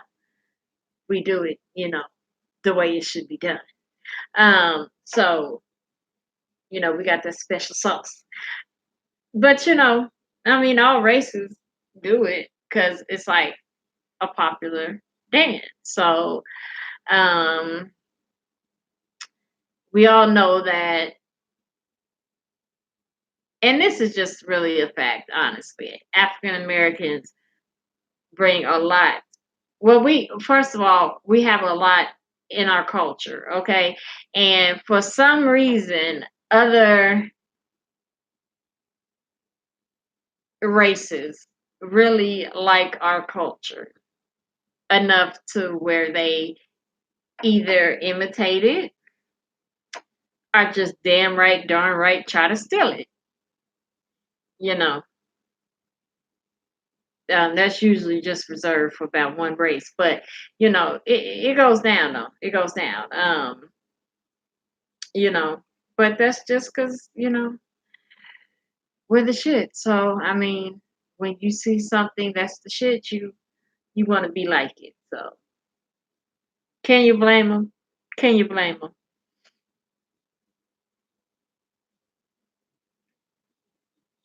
What's my favorite fast food?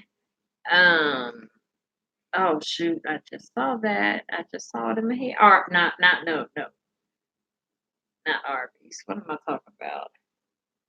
Ah,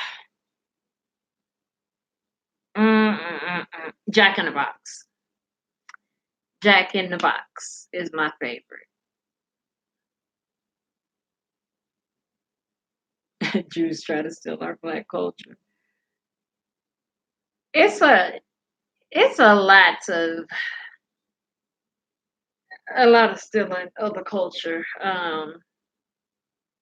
You know, because you know, I swear, you know, Caucasians will rename some shit in a minute. Bless their heart. You know, you eat braids. You know, you just be like, okay, these are just braids, but you know, they'll name them the Lisa Leslie braids, the Kim K braid. Like, bitch, they just braids. That's it. And for the most part, they'll go with it. You know, Kim K go all the way with it. Oh, these braids were named after me. And bitch, you know them braids ain't named after you. You know you ain't the stop it. Just stop. Just ain't nothing wrong with seeing something and wanting to imitate it. But when you see it and you Christopher Columbus it, we have a problem. You know what I'm saying? So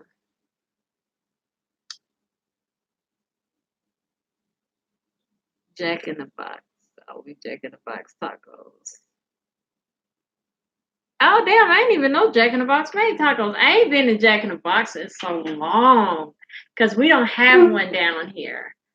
So I always have to get my fix when I go to St. Louis.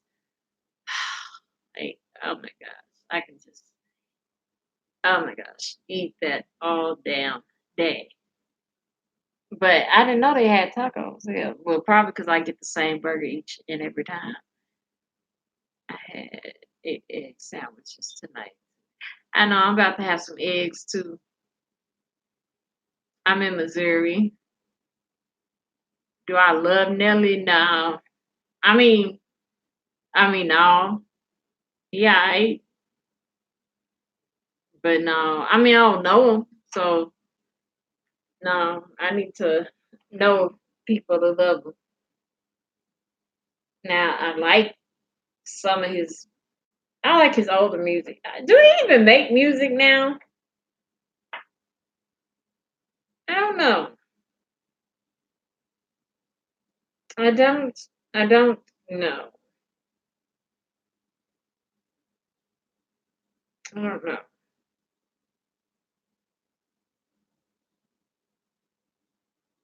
I was thinking. Okay, tell me what y'all think about.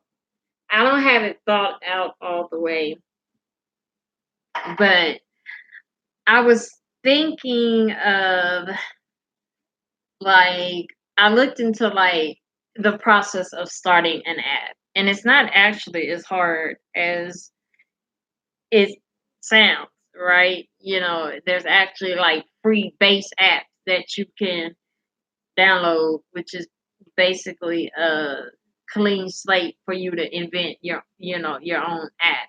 And then of course there's ones that you can pay for and all this type of stuff. But I was thinking like to make some type of app for I don't want it to be like a dating app or anything because it's going to be people from different places. But like an app where I don't know where you can just like talk to people and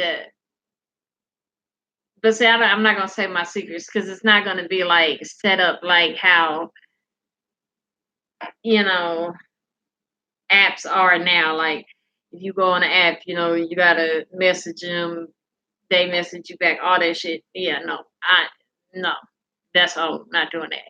It's a different way that I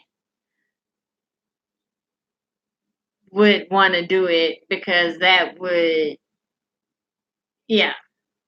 But I have to work on it some more. Right now, it's just an idea, but I think it would be really like I think it would be really neat and cool if it comes out like I'm envisioning it. Like I can I think people would like really like it and make some shit shake. Be like, okay.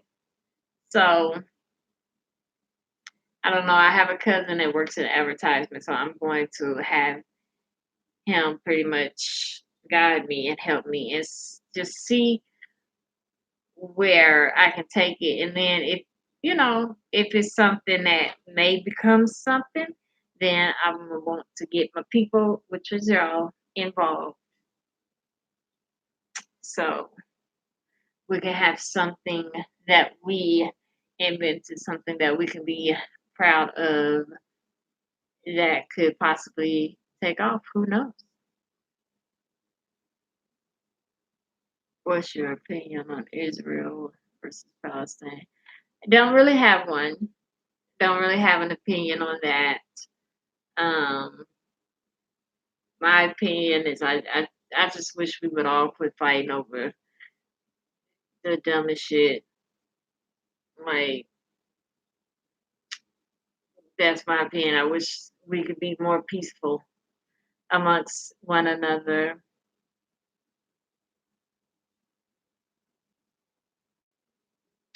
You don't let people steal it on here.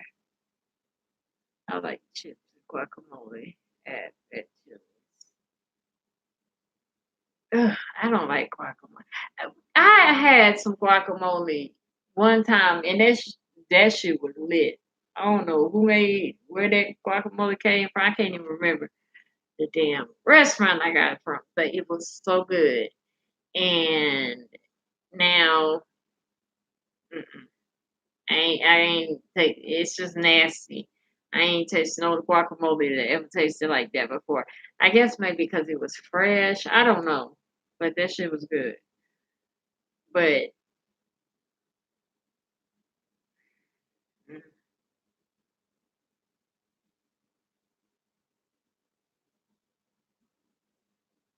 you like hot wings with blue cheese? I second that. Miss you with that app. Well, you don't have to be a part of the app, sir.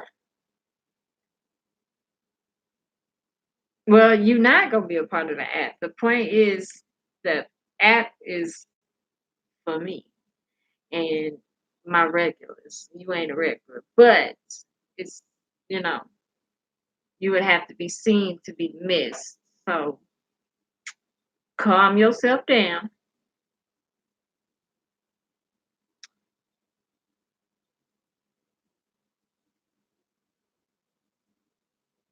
I am Angelity.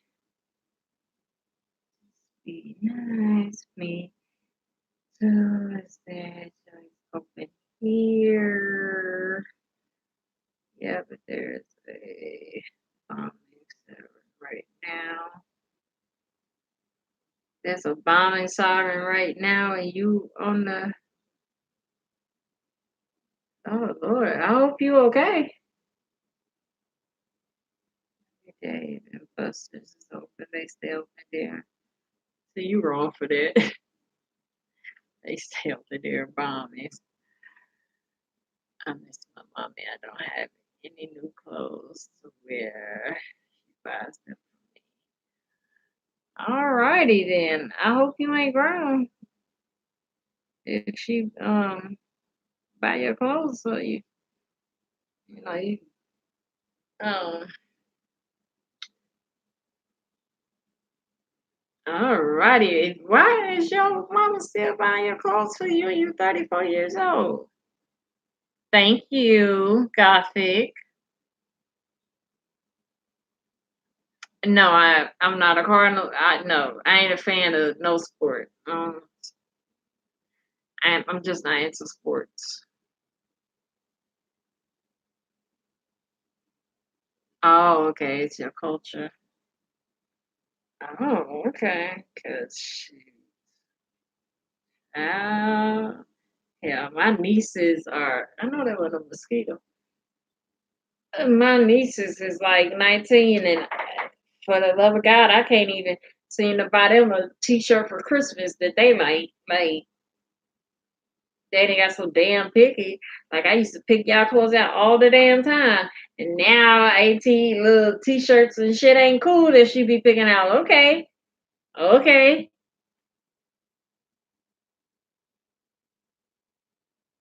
Do you like French guys? I've never dated or met a French guy in my life, so I can't say like whether I would like one or not because I've never been around one in order to like judge, you know. No, I'm not married. Yeah, that's funny. French. You see, intellectual and witty in French. Be a 10. Well, then can I be a 10 in America? But thank you. Thank you. I would hope I would be a 10 everywhere. Well, someone is missing out. You should be married. Why are you can you not come well, yeah, you should let's say have you ever been to the States? Wait, I like the way you read out loud in French. We think that is beautiful. So people don't read out loud in France? Like so if I'm reading this, you know, and I'm y'all just read like how would people know what y'all talking about or be able to follow the blog if y'all don't read?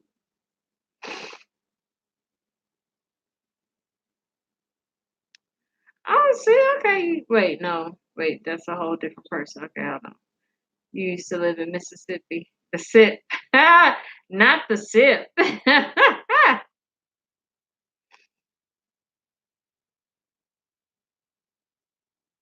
would like to visit Misery one. Are you trying to say Missouri? Because you said misery. Do you mean Missouri?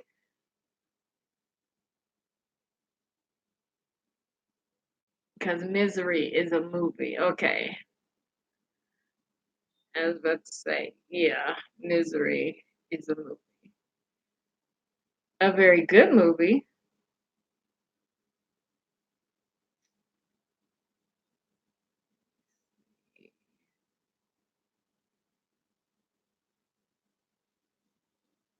So, how many languages do you speak?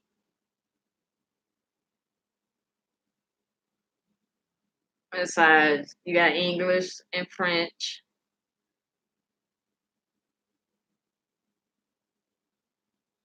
Okay, wait a minute. See, now you're getting out of order. Now you're getting out of order. Okay, American. I'm assuming that's Beyonce. Even though you put Bianca or yeah, Bianca, but I'm assuming you mean Beyonce. But that is, I think I heard this before elsewhere of somebody say this about oh shoot, what was it, South American men.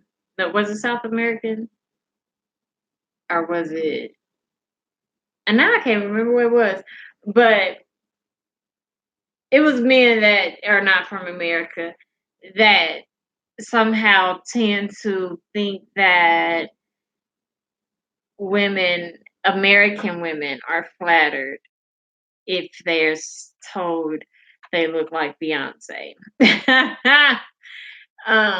Beyonce, don't get me wrong, is a very beautiful woman. Um, but I look nothing like her. Um, you know, she cute and whatnot, but I think I'm cute, so I'm okay with the way I look, and Beyonce, I'm sure she okay with the way she look, I'm sure she happy. I'm sure, Jay happy, them twins and whatnot. I'm sure everybody over there happy. But if that is true, that men outside of the states think that that is like a point to win, that it's just not like, unless somebody actually look like Beyonce, and there are women that look like Beyonce. Like my best friend she reminds me more of Ashanti, but in some glimpses it'd be like you got a Beyonce looking vibe going, but she reminds me of Ashanti more than anything. But yeah, no. Um I think more American women take that as like one of them like nigga please type of type of moments, like you trying too hard. Like that's how American women would see that comment. Bianca is famous French diva. Oh, okay, my bad.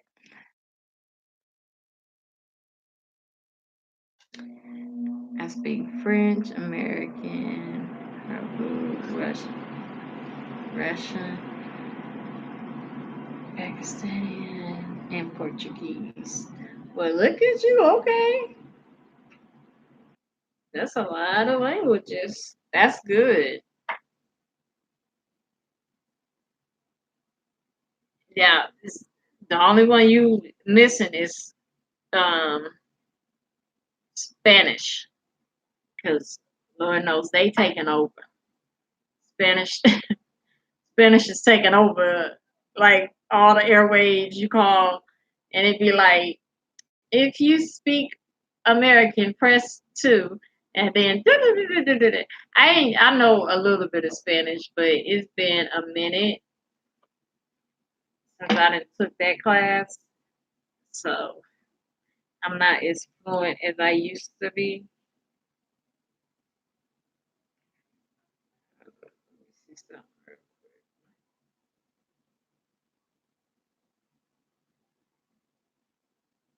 How do I like my fruit?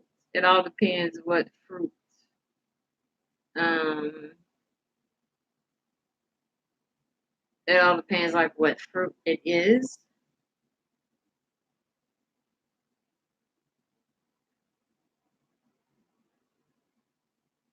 Spanish talking black folks.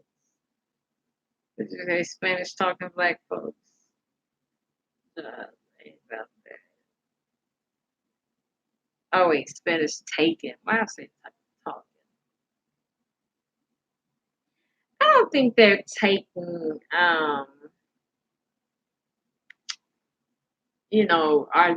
our jobs per se. I think society just works really hard to make an enemy where there is none. Like, Spanish people are just trying to feed their families, just like, we trying to feed ours. Um, and what I think is awkward is that you can have a building of 500 and 480 employees will be white, and then you have to divide the last 20 by 10 black people and 10 Spanish people. Like that doesn't make sense to me when there's 480 other jobs all reserved for Caucasian. Like That's a lot of jobs. Split that up by the best, person suitable for the job, whatever color they are. And we damn sure know Mexicans and black people and white people work hard. But especially, the Mexicans, they put that work in for real.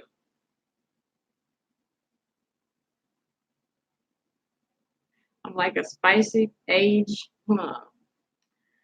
All righty then. I ain't never heard that one before. Uh, that's a new one on me.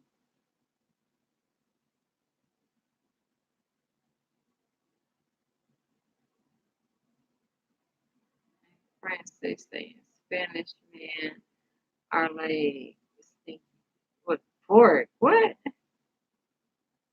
Why? My country trans are executed with trans.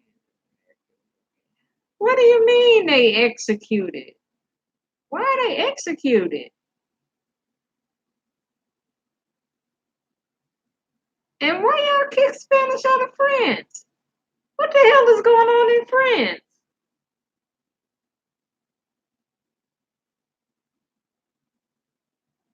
Okay, first of all, why y'all executing trans people? That ain't cool. Like, uh, just, I mean, I know people had their differences, but just think if like Americans was like, we don't fuck with French people, and we gonna execute you just because you're French. No other reason. It's not a reason. You could be the coolest person, the smartest person, the finest person, the funniest person, but just simply because you're French, we're gonna kill you. Like that would make you feel some type of way. You know, you can have your indifferences and like not slaughter each other. We allow Spanish into wait. We allow Spanish into America. They have too many jobs. We need to get our jobs. You don't work hard. France is a war zone right now. Trans and Spanish body.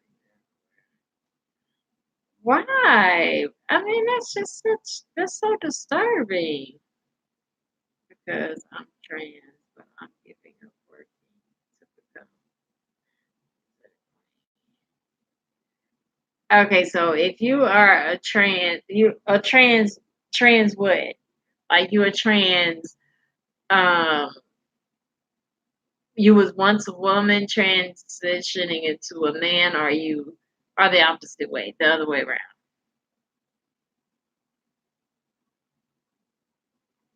It's not okay.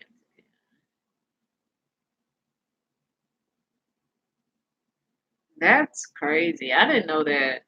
Um, I thought y'all was a little bit more liberal, free. Um,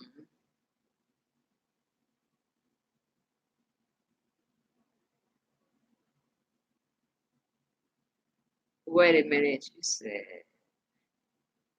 You said Israel will kill you if you come here. Why would you? That's not nice. That's not nice at all. Because you have to think about you programmed into thinking that you programmed into hating that person just because they said they was trans. You know what I mean? You may meet that person and that person be your best friend, or that person literally nearly get her life to save yours, and you know because you have a difference of opinion of their sexual individuality, You know, you talking about killing them.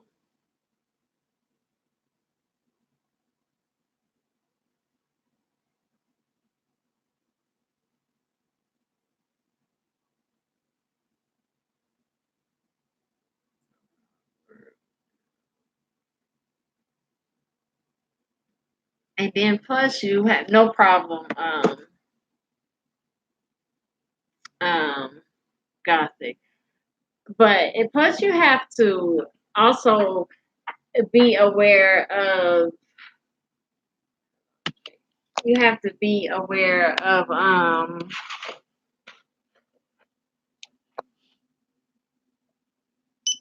not payback but karma,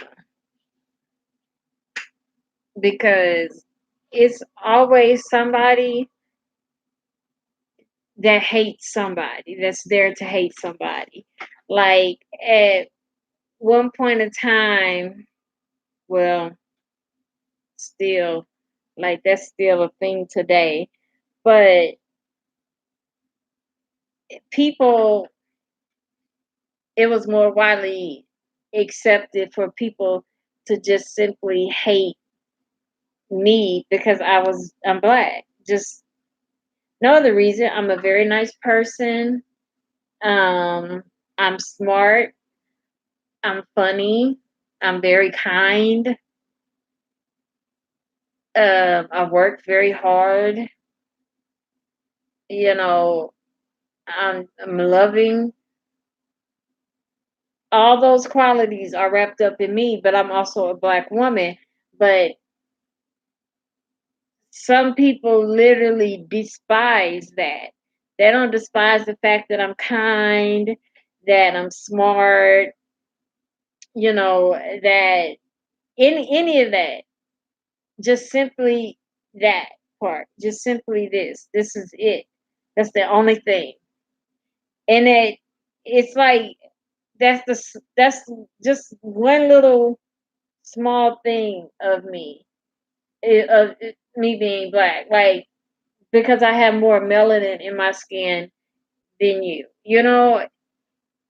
But people would kill people of my color by the thousands.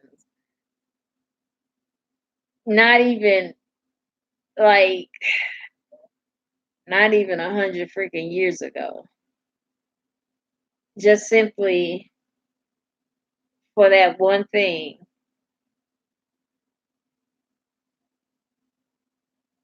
So I mean, you got to see the wrong in that.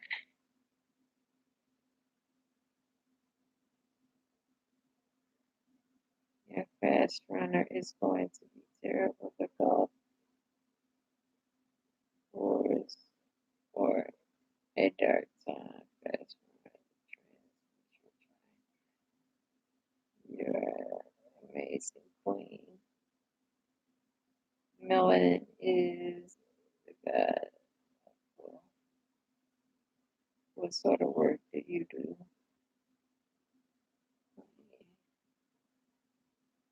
I am a advocate,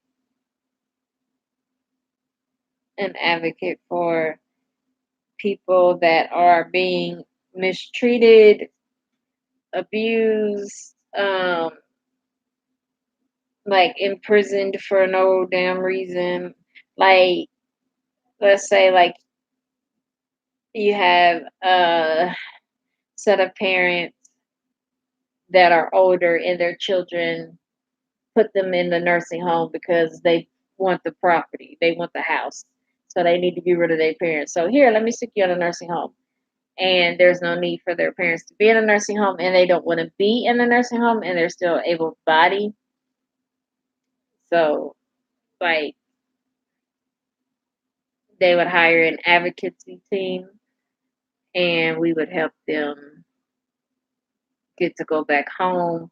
Or, you know, we have kids in school that are being mistreated because they have a disability and the schools are not doing something correct, or they're taking their privileges away because they're disabled or they're not letting them do something or just a different array of things. If you can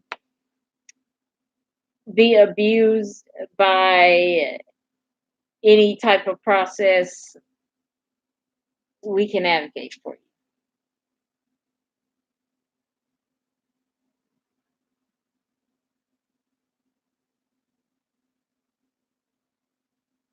Do I ever show my curves or face only? What are you talking about curves? What what hold on.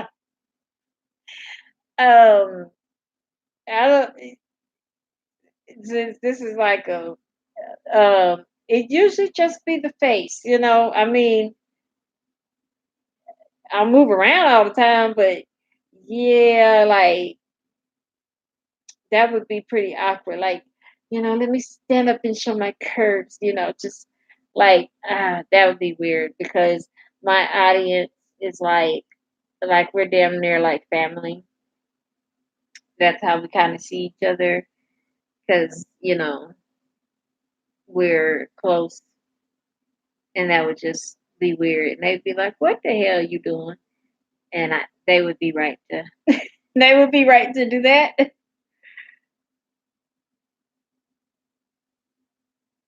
Yes, I love what I do.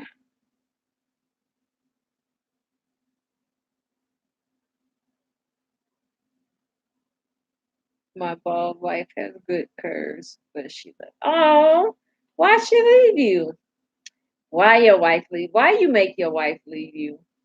What did you? Well, I ain't gonna say you did something, but why did your wife leave you?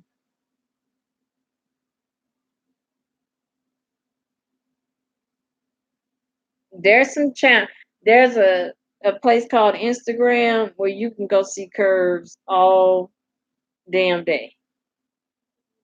Big curves, small curves, little curves, twerking curves, just curves for fun.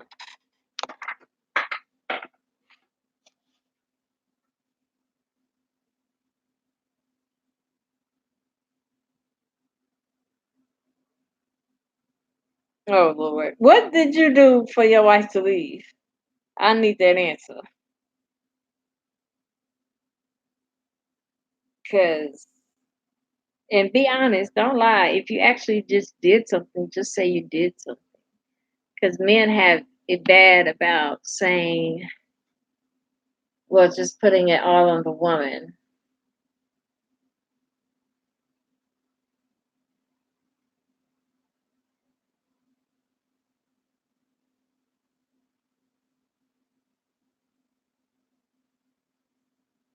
Hmm.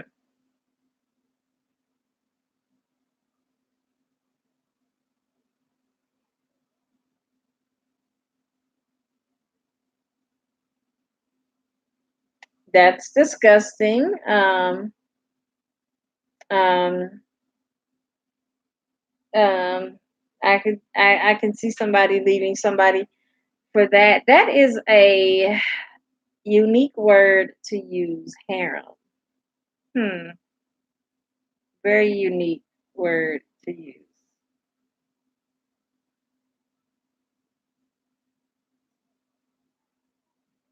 Hmm.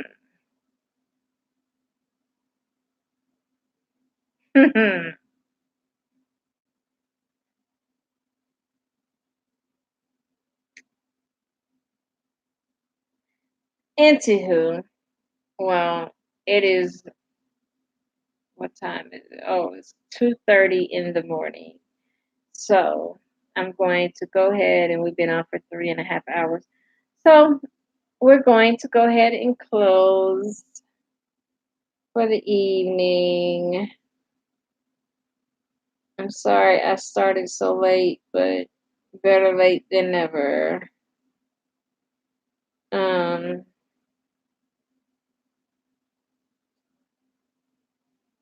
Good night, Franco. Good night, Rude George. I don't know who the other people are. Good night, Gothic. or if you guys are gonna say good night, but are you just gonna look? Not sure. But I enjoyed the conversation we had tonight. Good night. Plum. I'm gonna have to try to use that on somebody just to see their facial expression. Like, excuse me? What? Excuse me? What'd you say? Yeah, they're like, what type of fruit are you? Just see what they do. Just see what they do. Probably be like, you need to, go try it again. Just go out the room and walk back in. Let's start all over. You know. But what's today? Monday? Okay, yeah, Monday. So usually we do a live every Monday. So if you guys would like to come back, it's not this late, so it won't be this late next Monday. It'll be way earlier than this, but we do a live every Monday. And also, if you don't care, I also make commentary videos if you would like to go check out some of those about different topics and things like that.